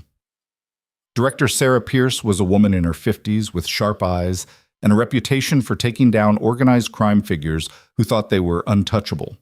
She examined the photograph, the rabbit, the threatening note, with the focused intensity of someone building a case. This is good, she said, photographing everything for evidence. Stalking, breaking, and entering, terrorist threats. We can hold him on this while we build the larger case. How long until you can arrest him? Adrian asked. His location is known. We can have him in custody within 2 hours. She looked up from the evidence. But, Mr. Romano, you understand what you're doing here? Once we arrest Volkov on these charges, once you provide testimony and evidence, you're crossing a line that can't be uncrossed. I crossed that line when I turned over Dmitry Petrov. This is just reinforcing the message. The message being that the rules apply to everyone, that threatening families has consequences. Adrian's jaw tightened, and that I will burn down anyone who comes near my wife and daughter. Pierce nodded slowly. Fair enough. We'll take it from here. I'll need you to come in and give a formal statement, but we can do that after Volkov's in custody. Adrian turned to Marcus. Get Clara and Elena. We're leaving. Where are we going? Somewhere Volkov doesn't know about. Somewhere nobody knows about, except you and me. Adrian pulled out his phone, sent a quick text to a number he hadn't used in years. There's a property upstate, off the books, not connected to any of my holdings. We'll be safe there while this plays out. Marcus nodded, already moving toward the house. Adrian followed, his mind shifting through logistics and contingencies. They'd need supplies, security equipment, a way to stay connected without being traced. 48 hours, maybe 72. However long it took for federal authorities to secure Volkov and dismantle his immediate network. Clara met them at the panic room door. Elena clutched tight against her chest. Her face was pale but composed, fear controlled through sheer force of will. Pack a bag, Adrian said without preamble. Enough for 3 days. We're leaving in 15 minutes. Where are we going? Somewhere safe. He pulled her close, kissed her forehead. Somewhere Volkov can't find us. Trust me. She nodded, disappeared into the bedroom. Adrian could hear her moving quickly, efficiently, packing with the speed of someone who'd learned not to waste time in crisis. Elena started crying, the sound cutting through the tension like a knife. Marcus appeared with 2 duffel bags of equipment. Satellite phones, emergency medical supplies, weapons, portable security system. Everything we might need for a few days off-grid. Good. Adrian checked his own weapon, the familiar weight of it both comforting and terrible. He'd hoped to leave this part of his life behind, hoped that walking away from operations meant walking away from violence. But violence had followed him anyway, had found the seams in his protection and exploited them ruthlessly. Clara emerged with a single bag, Elena now quiet in her carrier. I'm ready. They loaded into an unmarked SUV, Marcus driving, Adrian in the back with Clara and Elena. The route took them through back roads and industrial areas, places where surveillance was sparse and traffic cameras were few. Adrian watched the mirrors constantly, looking for tails, for patterns, for anything that suggested they'd been followed. The safe house was 2 hours north, buried in the mountains where cell service was spotty, and the nearest neighbor was 5 miles away. It had been Adrian's contingency plan for years, a place to disappear if everything went completely wrong. He'd never thought he'd actually use it, never thought circumstances would force him this far off the grid. The property looked abandoned from the road, overgrown drive, weathered exterior, no visible security. But Adrian knew better. The cameras were hidden, the reinforced structure invisible beneath the rustic facade, the escape routes carefully planned and maintained. This was a fortress that looked like a forgotten cabin. Marcus swept the interior while Adrian got Clara and Elena settled. The inside was sparse but functional: bedroom, kitchen, bathroom, and a main room with communication equipment and supplies. Not comfortable, but safe. "I hate this," Clara said, settling Elena into a portable crib that Marcus had somehow produced. "I hate running. I hate hiding. I hate that our lives are like this." "I know." Adrian checked the security monitors, watched the perimeter cameras cycle through their feeds. "But it's temporary, 48 hours, maybe less. Then Volkov's in custody and we can go home." "Can we?" She turned to face him, exhaustion and fear mixing in her expression. "Or is this just going to keep happening? Different enemies, different threats, same terror?" It was the question Adrian had been avoiding, the truth he didn't want to face. That enforcing the new system meant making enemies. That being the face of consequences meant becoming the target of everyone who hated change. That protecting Clara and Elena required putting them in constant danger. "I don't know," he admitted. "I thought I could build something different. Thought I could create a structure that protected everyone without requiring me to be the enforcer. But maybe I was wrong. Maybe—" Elena started crying, hungry and indignant. Clara picked her up automatically, began the familiar routine of feeding. Adrian watched them, this small, perfect piece of his life that existed in the middle of chaos. His phone buzzed. A text from Director Pierce. "Volkov in custody, arrested at his home without incident. Formal charges being filed now." Relief flooded through him so fast he had to sit down. "They got him. Volkov's in federal custody." Clara's eyes closed, tears slipping free. "Thank God. We still need to stay here until we're certain his people aren't planning retaliation. But Clara—" Adrian crossed to her, knelt beside the chair. "The worst is over. Dimitri's gone. Volkov's gone. The two biggest threats to the council structure are being dismantled. And after them? There'll be others. There's always others. Maybe. Probably." He took her free hand, held tight. "But each time we enforce consequences, each time we prove the system works, it gets a little easier. People start believing the rules are real, start choosing compliance over conflict." "You really think that'll work?" "I think it has to work, because the alternative is going back to the old way. Endless cycles of violence and retaliation. Power structures built on fear instead of agreement." Adrian looked at Elena, peacefully nursing, completely unaware of the danger that had circled so close. "I won't raise our daughter in that world. I'll enforce every consequence, dismantle every threat, burn down every challenge until the new system is strong enough to sustain itself." Clara studied his face, seeing something there that made her expression soften. "You've changed since Elena was born. You're still strategic, still calculating, but there's something different. I have something worth protecting now, something more important than power or control or legacy." He touched Elena's small hand, felt her fingers curl around his thumb with surprising strength. "Everything I do now is about making sure she grows up safe, that she never has to be afraid of her father's world." They stayed in the mountain's safe house for 3 days while federal authorities processed Volkov's arrest and began dismantling his organization. Adrian coordinated with the council remotely, using encrypted satellite communications to ensure continuity. The other family heads rallied, some offering additional security resources, others volunteering to help absorb Volkov's legitimate operations to prevent another power vacuum. Director Pierce called on the second day with an update. "Volkov's talking, trying to negotiate a deal by providing information on other organizations. We're not interested in his information, but the fact that he's willing to sell out his own people tells you everything about his character." "Will the charges stick?" Adrian asked. "Between the stalking evidence, the breaking and entering, and the terrorist threats, we have him cold on the immediate charges. The larger Rako case will take months to build, but we'll get there. He's not seeing the outside of a prison cell for a very long time." "Good. Thank you, Director. Thank you, Mr. Romano. This arrest gives us leverage on 3 other investigations. You've been more helpful than you probably realize." After the call, Adrian found Clara on the cabin's small porch, watching the sun set over the mountains. Elena was asleep in her carrier, small face peaceful in the golden light. Pierce says the charges will stick, he said, settling beside her.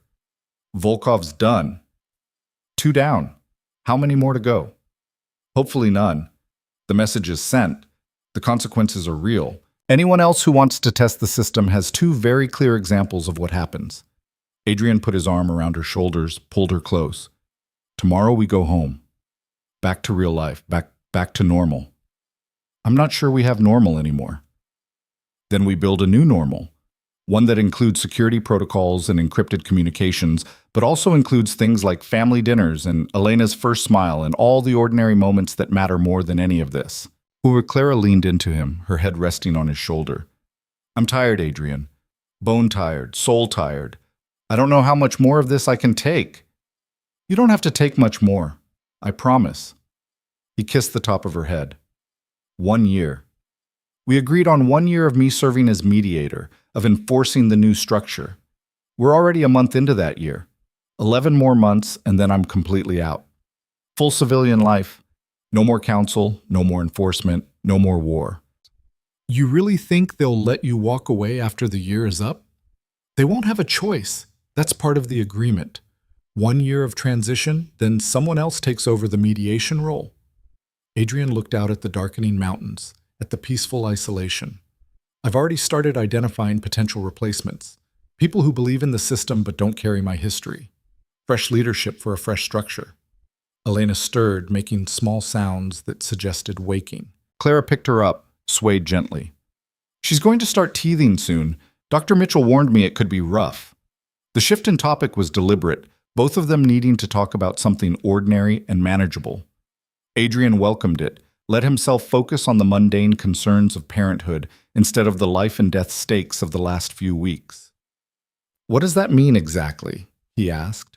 It means she'll be fussy and in pain and probably won't sleep well. It means we'll be walking her around at 2 a.m. trying to soothe her. It means... Clara smiled slightly. It means normal parenting problems instead of criminal empire problems. I'll take it. Any day of the week, I'll take teething over assassination attempts. They went inside as full darkness fell, securing the cabin for the night. Marcus had returned to the city to coordinate with federal authorities, leaving them alone with the security system and a satellite phone for emergencies. It should have felt isolating, dangerous. Instead, it felt almost peaceful. Adrian made dinner while Clara fed Elena, the domestic routine grounding them both. They ate at the small kitchen table, talking about nothing important. What books they wanted to read, what kind of stroller would work best for hiking, whether Elena would inherit Adrian's dark hair or Clara's lighter coloring. I like this, Clara said as they were cleaning up. Just us. No security teams, no council business, just our family. We can have more of it. After the year is up, we'll be completely private citizens. Maybe we move somewhere quieter, somewhere Elena can grow up without constant surveillance. Like where? I don't know. Somewhere with good schools and low crime and neighbors who've never heard the name Romano. Adrian put away the last dish, turned to face her. Somewhere we can be boring and ordinary and anonymous. That sounds like heaven. Elena started crying, the sharp sound of hunger rather than distress. Clara picked her up, began the familiar dance of nighttime feeding. Adrian watched them, his wife and daughter, and felt something settle in his chest. Purpose, direction. The absolute certainty that everything he was doing, every risk, every conflict, every brutal decision was worth it for this. His phone buzzed. A message from Diane. Council vote tomorrow on Volkov's territory distribution. Your presence requested but not required. Adrian typed back. I'll be there. Time? 2 p.m., same location as last meeting. He showed Clara the message. I need to be at a council meeting tomorrow afternoon, just to vote on how Volkov's operations get redistributed. Shouldn't take more than a couple hours. Her expression tightened, but she nodded. Okay, just be careful. Always. That night they slept in the cabin's single bedroom, Elena's portable crib beside the bed. Adrian woke every few hours, his body still programmed for threat assessment, checking the security feeds and the perimeter alarms. Everything stayed quiet, peaceful. The kind of night that felt too good to trust. But morning came without incident, sunlight streaming through the windows, Elena's cheerful babbling announcing her hunger and the new day. They packed up slowly, both reluctant to leave the isolation and return to the complicated reality of their actual lives. The drive back to the city felt longer than the drive out. Adrian watched Clara in the rearview mirror, saw her staring out the window with Elena asleep against her chest. The weight of everything they'd been through showed in the lines around her eyes, the tension in her shoulders. "We're going to be okay," he said quietly. She met his eyes in the mirror. "Promise?" "Promise. Whatever it takes, however long it takes, we're going to build the life we want." The council meeting that afternoon was anticlimactic compared to the drama of the previous weeks. Volkov's legitimate operations were divided among the families who'd lost property in his attacks, reparations paid in business assets rather than cash. The vote was unanimous, efficient, almost boring in its lack of conflict. Afterward, Diane pulled Adrian aside. "It's working. People are starting to believe the system can actually function." "Don't sound so surprised." "I'm not surprised. I'm relieved." She glanced around the emptying room.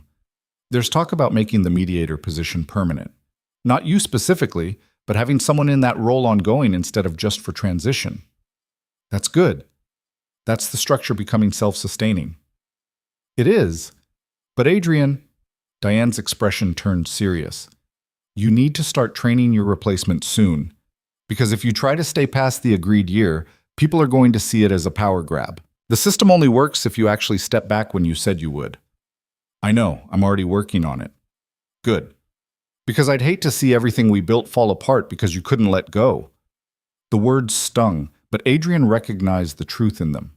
He'd created this structure, but he couldn't be the one to run it forever. The whole point was to build something that didn't require his constant presence, his constant enforcement, his constant willingness to be the villain. He drove home thinking about succession, about training, about what it would mean to truly walk away from power after spending 15 years building it. The house came into view, secure and peaceful, Marcus's team visible at their posts. Clara met him at the door, Elena in her arms. "How did it go?" "Good, quiet, boring." He kissed them both. "Exactly what we need." That evening, Adrian sat in his office while Clara put Elena to bed and started making a list of potential mediator candidates. People with the right combination of strategic thinking and diplomatic skills. People who understood the old world but believed in the new system. People who could enforce consequences without enjoying the power. It was a short list, but it was a start. 11 more months. 11 more months of enforcement and mediation and proving the structure could work. Then he'd hand it over to someone else and walk away for real this time. Walk away to the civilian life he'd promised Clara, to the ordinary existence Elena deserved. The path wasn't clear yet.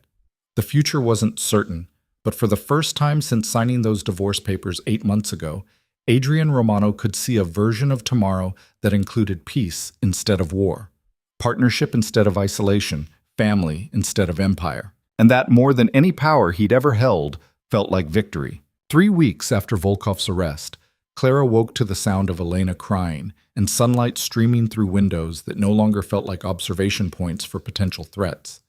The security team was still there, still vigilant, but something had shifted. The house felt less like a fortress and more like a home. She found Adrian in the nursery, already changed and holding Elena against his shoulder, swaying gently while humming something tuneless. He'd gotten better at this, the early morning comfort, the instinctive response to their daughter's needs. He looked up when Clara appeared in the doorway, smiled with the kind of unguarded warmth he rarely showed anyone else. "She's teething," he said quietly. "I can feel the bumps on her gums." Dr. Mitchell said it would start soon. Clara moved to them, touched Elena's flushed cheek. "Poor baby." I gave her the teething ring from the freezer. It helped a little. Adrian kissed Elena's head, then handed her to Clara. "I have to leave in an hour. Final candidate interview for the mediator position." "The last one?" Clara settled into the rocking chair, Elena already rooting for breakfast. "Yeah. Thomas Brennan. Former federal prosecutor who specialized in organized crime cases. Left the DA's office 2 years ago to start consulting.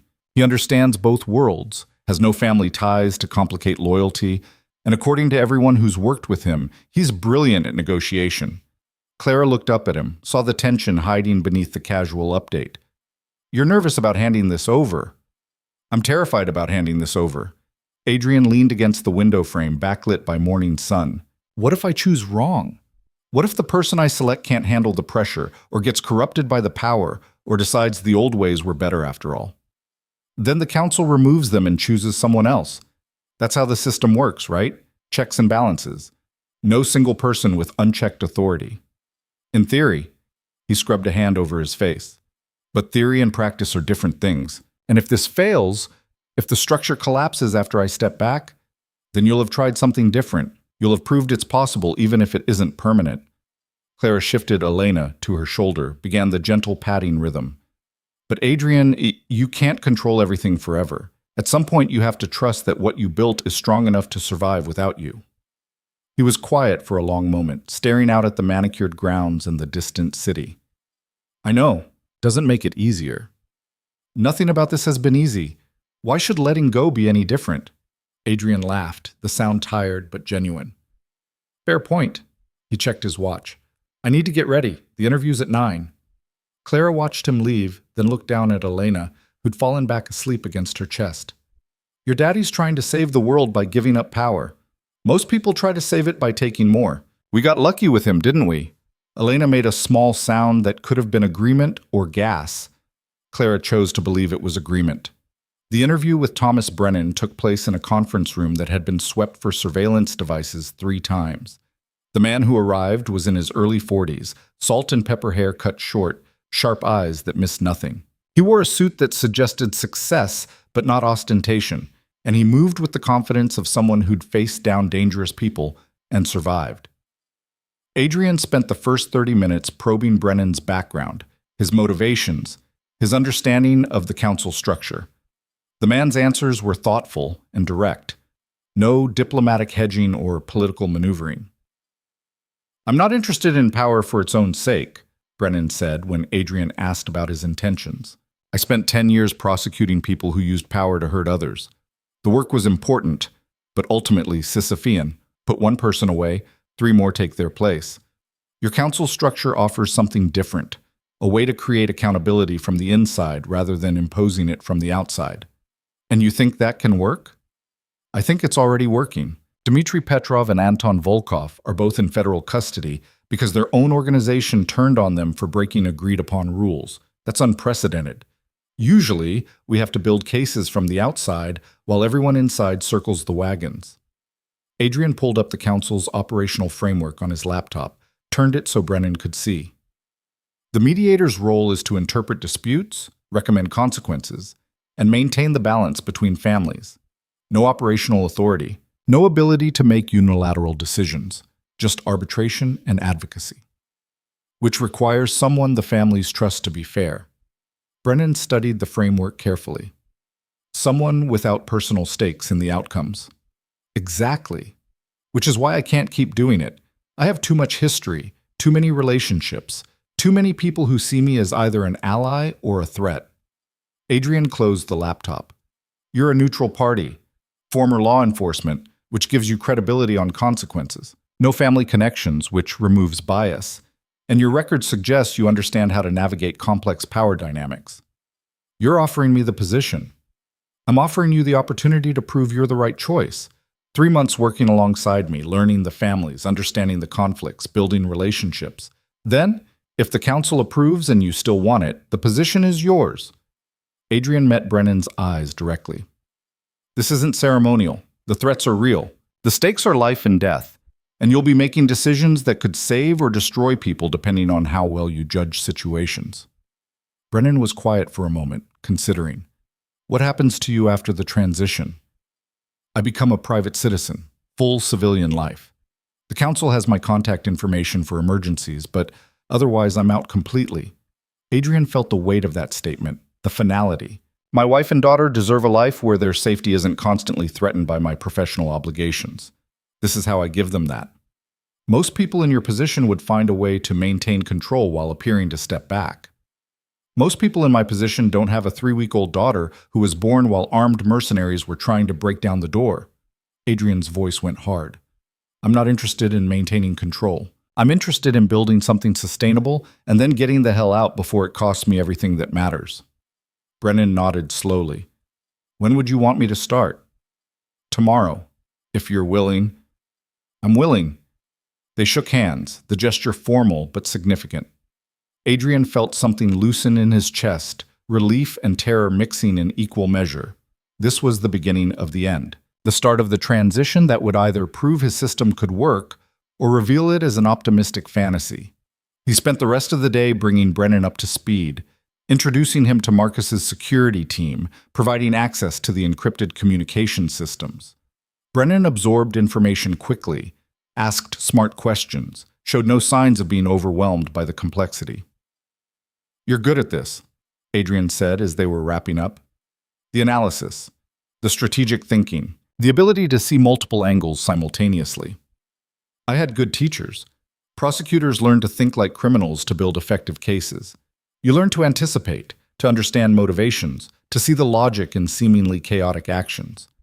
Brennan gathered his notes. Your counsel structure makes sense because it aligns incentives correctly. Following the rules costs less than breaking them. That's sustainable in a way that pure fear-based control never is. Adrian walked him to his car, making sure security logged the departure properly. When he returned to the house, Clara was waiting in the living room with Elena. How did it go? She asked. Good. Really good, actually. He starts tomorrow.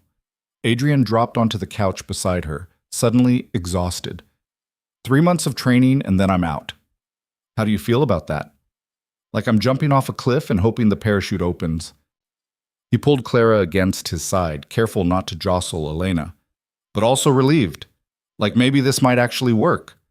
Elena chose that moment to spit up on Clara's shoulder, the timing so perfect they both started laughing. Ordinary parenting chaos interrupting the life and death stakes. Adrian grabbed a burp cloth, helped Clara clean up, feeling the normalcy of it settle over him like armor. She has impeccable timing, Clara said, wiping Elena's chin. She has your sense of dramatic timing. Adrian took Elena, held her against his chest. And hopefully my strategic thinking. Combined, she'll be unstoppable. That's a terrifying thought. The next 3 months blurred into a routine of careful transition. Brennan shadowed Adrian through council meetings, mediation sessions, conflict resolutions. He met with each family head individually, building relationships, establishing credibility. The man was a natural diplomat, able to listen without judgment while maintaining clear boundaries. Adrian watched him work with a mixture of pride and anxiety. This was what he'd hoped for, someone capable of taking over without requiring his constant involvement. But letting go meant accepting that he couldn't control outcomes anymore. Couldn't guarantee that every decision would align with his vision. You're hovering, Clara said one evening as Adrian paced the living room while Brennan handled a minor territorial dispute over phone. He can manage a simple mediation without your supervision. I know that intellectually. Adrian stopped at the window, watched the security patrol make its rounds. But what if what? What if he makes a different choice than you would? What if his solution doesn't match your preferred approach? Clara set down the baby monitor, crossed to him. Adrian, the whole point of this system is that no single person's preferences dominate. Brennan's going to do things differently than you. That's good. That's healthy. What if differently means worse? Then the council corrects it. That's what the structure is for. She took his hands, grounded him with touch. You're going to drive yourself crazy if you keep second-guessing every decision. At some point, you have to trust the system you built. He knew she was right. Knew that his need to control outcomes was the exact thing that made him unsuitable for permanent mediation. But knowing and accepting were different things. Elena started crying upstairs, her distinctive hungry wail cutting through the conversation. Clara glanced at the monitor. Your turn? I fed her last time. Adrian headed upstairs, grateful for the distraction. Elena was standing in her crib. When had she learned to pull herself up, her face red with indignation? He picked her up, changed her efficiently, then settled into the rocking chair with a bottle. She drank with single-minded determination, her small hands gripping his finger. 4 months old now, becoming more of a person every day. She She smiled when he talked to her, laughed at his terrible faces, tracked him with her eyes whenever he entered a room. "Your mom thinks I'm being controlling," he told her quietly. "She's probably right. I'm not good at trusting other people to do important things. Always feels safer to handle it myself." Elena paused drinking, looked up at him with dark eyes that were becoming more like Clara's every day. "But here's the thing. If I don't let go, if I keep holding on to control, then all of this was for nothing. The council, the new rules, the whole structure, it only matters if it can survive without me. Otherwise, it's just another power play dressed up in better language." Elena went back to her bottle, unimpressed by his crisis of faith. "You're going to grow up in a different world than I did," Adrian continued. "One where family doesn't mean you're automatically involved in questionable business. Where your safety doesn't depend on your father's ability to instill fear.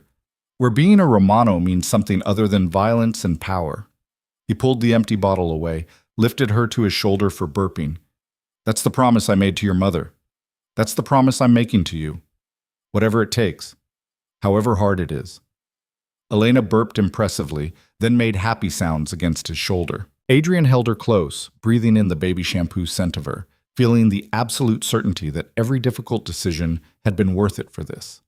The formal transition happened on a gray morning in late autumn, exactly 1 year after the council structure had been established. Every family head gathered in the same renovated bank vault where they'd voted to enforce consequences against Dmitry Petrov. But the atmosphere was different now, less tension, more cautious optimism. Adrian stood at the head of the table one final time.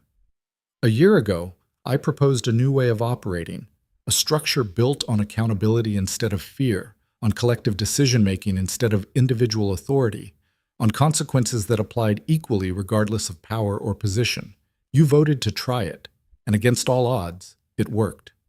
He pulled up statistics on the room's projection screen. Territorial disputes down 63% compared to the previous year. Civilian casualties down by 90%. Federal prosecutions of family operations down 40% because we're self-policing before external forces have to intervene. The system works. Diane Castellano spoke first. "Because you made it work. You enforced consequences when it would have been easier to look the other way. You turned over people who'd been allies because they violated the rules. You prioritized the structure over personal relationships, which is exactly why I can't continue as mediator." Adrian's voice was steady. "The position requires neutrality I no longer have. Too many of you see me as either the person who protected you or the person who destroyed your enemies. That's not neutral. That's not sustainable." He gestured to Brennan, who stood at the side of the room. "Thomas Brennan has spent 3 months learning this system, building relationships with your families, understanding the nuances of the conflicts we manage. He's former federal law enforcement, which gives him credibility on consequences without the baggage of family loyalty. And most importantly, he believes in the structure we built." Brennan stepped forward, professional and confident. "I'm not Adrian Romano. I don't have his history or his relationships or his reputation. What I have is a commitment to making this system work, to arbitrating disputes fairly, to recommending consequences consistently, to maintaining the balance that makes collective governance possible." The room was quiet as families considered. Adrian had spent the last month individually lobbying for Brennan's approval, using every relationship he'd built to advocate for the transition. But the final decision belonged to the council. Michael Chen raised his hand. "I vote to confirm Thomas Brennan as mediator." One by one, the others followed. Some quickly, some after visible deliberation. But in the end, the vote was unanimous. Brennan was officially the council's new mediator. Adrian felt the weight lift from his shoulders so suddenly he almost staggered. It was done. The transition was complete. He was officially out. "Thank you," he said simply, "for trusting the process, for committing to something different, for proving that change is possible even in our world." Diane approached as people were filing out. "You did something remarkable here. You know that, right?" "We did something remarkable. I just started it." Adrian shook her hand, the gesture formal but warm. "Take care of him. Help him succeed. The system only works if everyone's invested in its success." "We will, because we want it to work." She paused at the door. "What will you do now? In civilian life?" "Honestly, I have no idea. but I'm looking forward to finding out. Clara was waiting when he got home, Elena playing on a blanket on the living room floor. She looked up when Adrian entered, her expression hopeful and nervous. "It's done," he said. "Brennan's confirmed. I'm officially retired." Clara stood, crossed to him, wrapped her arms around him tight. "How do you feel?" "Terrified. Relieved. Free." He held her close, breathing in the familiar comfort. "Like I just stepped off a cliff and discovered I can fly. Or maybe you just discovered the cliff wasn't as high as you thought." Clara pulled back, looked at him with eyes that knew him too well. "What now?" "Now we figure out what normal looks like. Real normal. Not crisis management normal or temporary peace normal. Actual boring civilian normal." Elena made a demanding sound from her blanket, reaching up with small hands. Adrian picked her up, settled her on his hip. She grabbed his collar, babbling in the mostly nonsense way of 4-month-olds. "Hear that?" he said to Clara. "She's already giving me advice on retirement planning. She's probably telling you to sleep more. She's very wise that way." The next few weeks were a careful experiment in ordinary life. Adrian went through his phone and deleted every contact that connected to the old world. Every number, every encrypted app, every connection to the system he'd helped build. Marcus stayed on as head of personal security, but the rest of the tactical team transitioned to council oversight. The house became quieter. Less traffic from business meetings and strategy sessions, more space for things like family dinners and Elena's increasingly animated interactions with the world. Adrian discovered he enjoyed cooking, the precise measurements and timing scratching the same itch as strategic planning, but with less lethal stakes. Clara watched the transformation with cautious optimism. "You seem different. Lighter, somehow." "I feel different. Like I've been carrying weight for so long, I forgot what it felt like to stand up straight." Adrian was chopping vegetables for dinner, Elena in her bouncer on the counter where she could watch. "The first week I kept waiting for an emergency call, some crisis that would pull me back in. But it never came. Brennan's handling everything. How does that make you feel?" "Honestly, a little insulted that the system doesn't need me anymore." He laughed at his own ego. "But mostly relieved. Watching him succeed proves the structure works, that it wasn't dependent on me personally."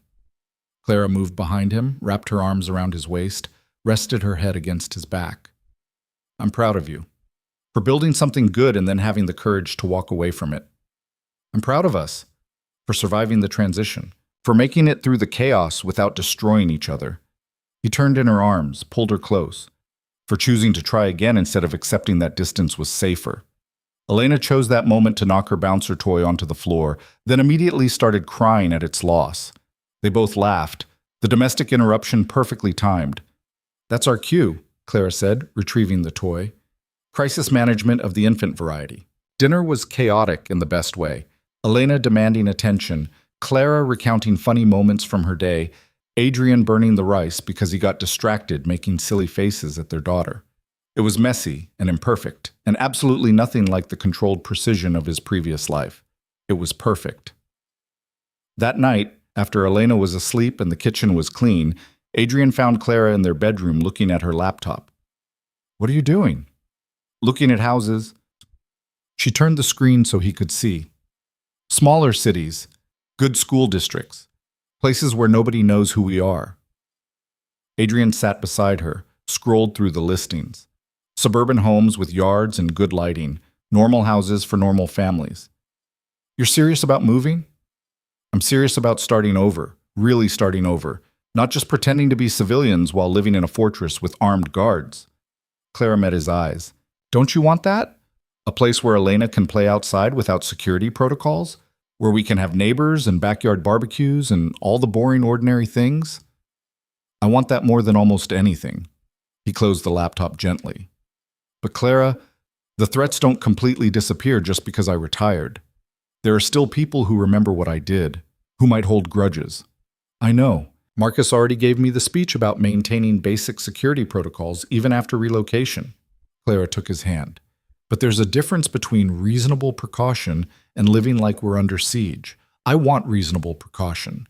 I want to raise Elena somewhere she can be a kid instead of a potential target." "Then let's do it. Find the right place and we'll move." Adrian squeezed her hand. Fresh start, new town, different life. Clara's smile was the first genuinely unguarded one he'd seen in months. Yeah? Yeah, we'll keep this house as a backup, maintain minimal security, but our primary residence can be somewhere normal, somewhere we can disappear into ordinary life. They started seriously looking the next week. Clara would send him listings during the day, and they'd discuss them over dinner, talking about school districts and commute times, and whether the kitchen was big enough for the cooking Adrian had suddenly developed an interest in. Elena hit 5 months and became increasingly mobile, rolling over with determination and grabbing everything within reach. She laughed more now, deep belly laughs when Adrian made ridiculous sounds or Clara played peekaboo. She was becoming a person with preferences and personality, and watching it happen was the most fascinating thing either of them had ever experienced. "She's going to be trouble," Clara said one evening, watching Elena determinedly try to grab her own feet. "Look at that focus. That's your strategic planning combined with my stubbornness."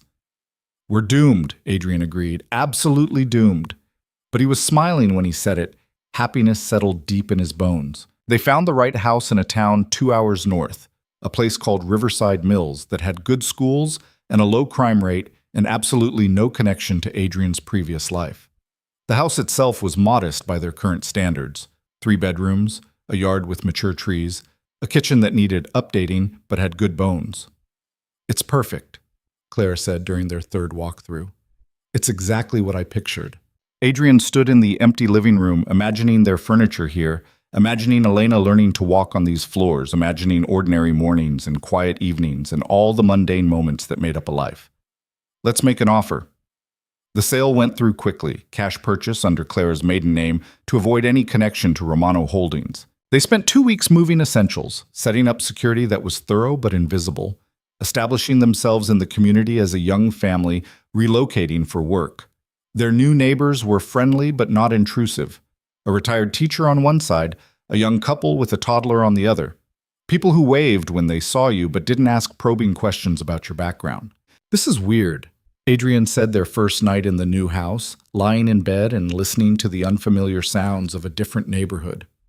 "Good weird, but weird. You'll get used to it." Clara was curled against his side, one hand resting on his chest. "We both will. This is what normal feels like." Elena woke crying at 2 a.m., and Adrian got up to feed her, moving through the new house by memory that wasn't quite established yet. He settled in the nursery's rocking chair, Elena drinking her bottle with drowsy determination. "Welcome to your new home," he told her quietly. "Your mom and I did some questionable things to make sure you could grow up here safely. But you don't need to worry about that.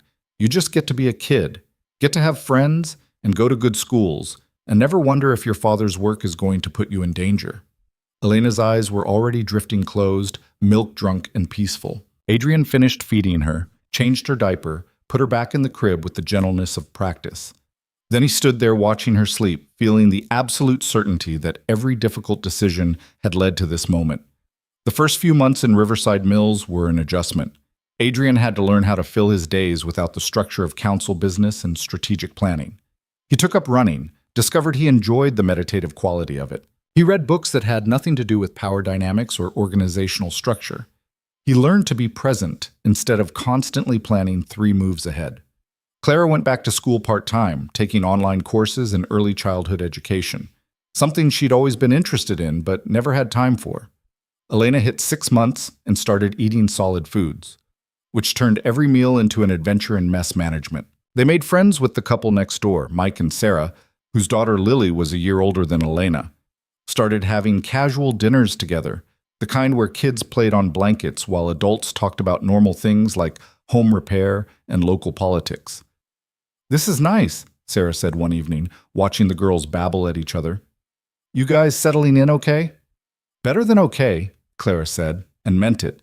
"This is exactly what we needed." Adrian caught her eye across the room, saw the contentment there, the peace that had been missing for so long. He felt it too. The absence of constant threat assessment, the ability to focus on immediate concerns instead of potential dangers 3 moves out. Marcus called once a month with security updates, brief check-ins to make sure everything was stable. The calls got shorter each time as the months passed without incident. The old world was moving on without Adrian, the council structure functioning exactly as designed. Brennan's doing well, Marcus reported during one call. Settled a major territorial dispute last week without any violence. The families are starting to really trust the system. Good. That's good. Adrian watched Clara and Elena playing in the backyard through the kitchen window. How are things otherwise? Quiet. The structure's holding.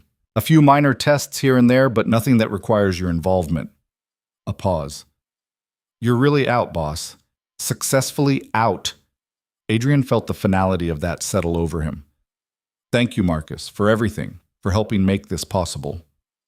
Just doing my job. You take care of your family. That's the most important thing now. After the call, Adrian joined Clara and Elena in the yard. Elena was crawling now, moving with determined efficiency toward a butterfly that had landed on the grass. Clara was following at a safe distance, ready to intervene if needed, but letting their daughter explore. Marcus says everything's stable, Adrian said, settling onto the grass beside Clara. The council's functioning well without me. How does that feel? Like proof that I made the right choice. He pulled Clara against him, both of them watching Elena discover the world one grass blade at a time.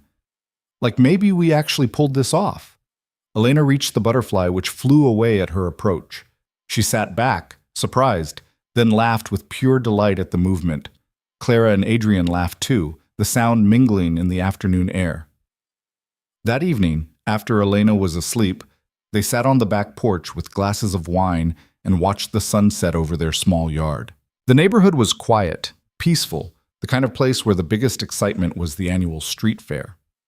I've been thinking, Clara said, about the foundation. Adrian turned to her. What foundation? The one we should start.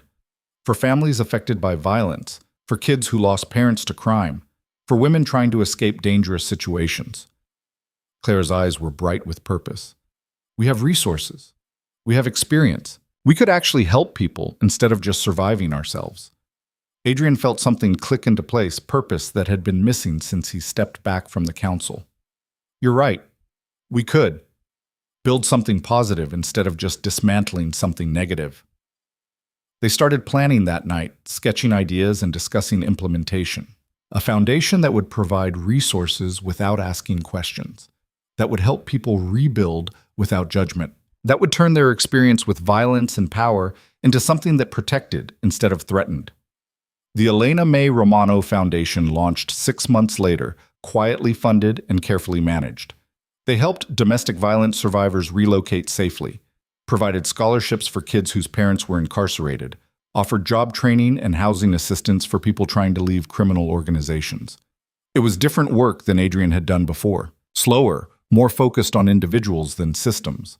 But watching people rebuild their lives, seeing the direct impact of resources deployed thoughtfully, it satisfied the same drive that had motivated his council work, the desire to create something better than what existed.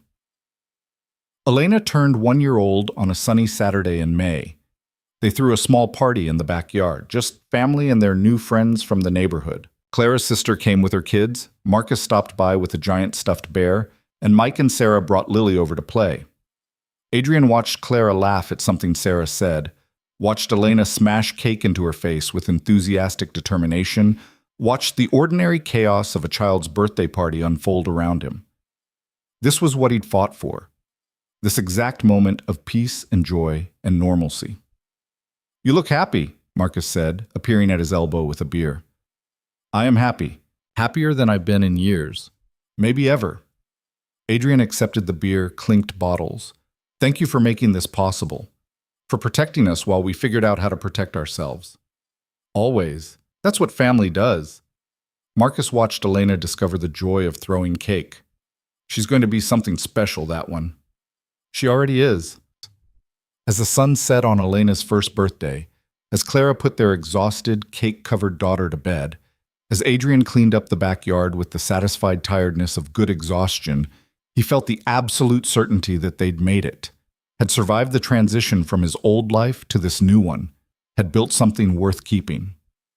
That night, lying in bed with Clara curled against him, Adrian said the thing he'd been feeling for months but hadn't found words for yet.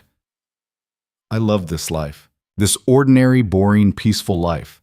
I love it more than anything I had before. Even though it means giving up power, control, the ability to influence major decisions, especially because it means giving those things up. Power was exhausting. Control was isolating. He gestured at their bedroom, at the house around them, at the life they'd built. This is real. This matters in ways that Empire never did. Clara lifted her head, kissed him softly. I love you for choosing this, for choosing us. I love you too, for giving me the chance to choose differently. They fell asleep wrapped around each other, and for the first time in either of their memories, the night passed without nightmares or threats or the weight of constant vigilance. Morning came with Elena's cheerful babbling through the monitor, sunlight streaming through curtains they'd chosen together, and the promise of another ordinary day in their extraordinary, ordinary life. Adrian made coffee while Clara got Elena ready for the day. They ate breakfast as a family, discussing nothing more important than whether they should go to the park or the library. Elena voted for the park by throwing her sippy cup enthusiastically toward the door. Park it is, Adrian said, catching the cup before it hit the floor. Democracy in action. They walked the 3 blocks to the neighborhood park, Elena in her stroller until she saw the swings and demanded to be released. Adrian pushed her gently while Clara took pictures, capturing the joy on their daughter's face as she experienced the simple pleasure of movement and height.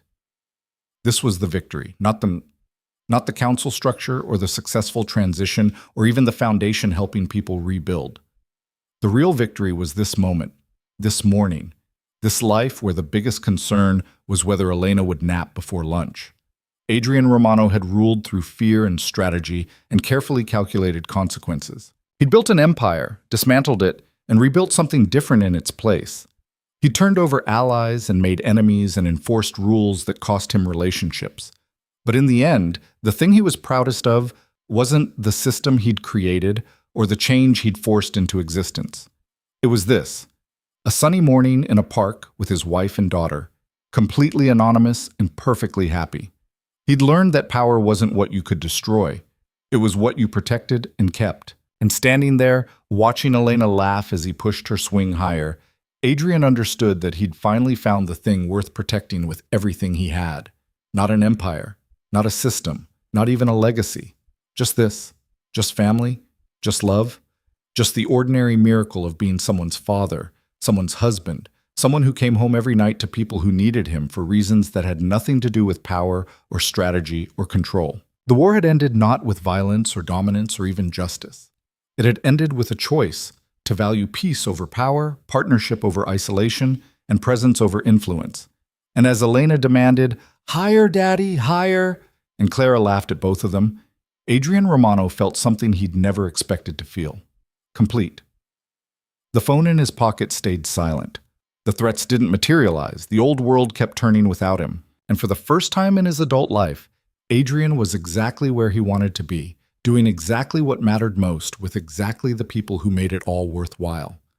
The victory wasn't in the war he'd won. It was in the peace he'd chosen. And that peace, hard fought and carefully built, was finally, beautifully real.